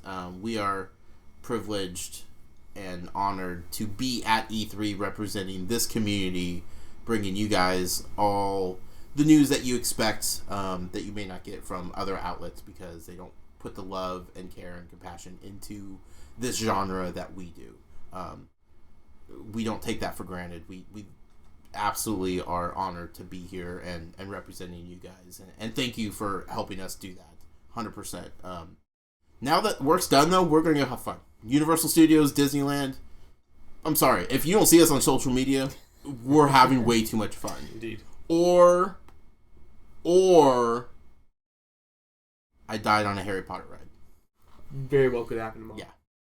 Or I drank too much butterbeer. It's more a possibility. Yeah. Drank too much butterbeer, so you were intoxicated by the non-alcoholic butterbeer. Right. For the Harry Potter ride, and what you did and died on. Yes. That may or may not have been spiked with rum. Either way, it's been fun. Episode 77 in the books. Thank you all for listening and watching. Until next time, happy hunting, collectors. See ya.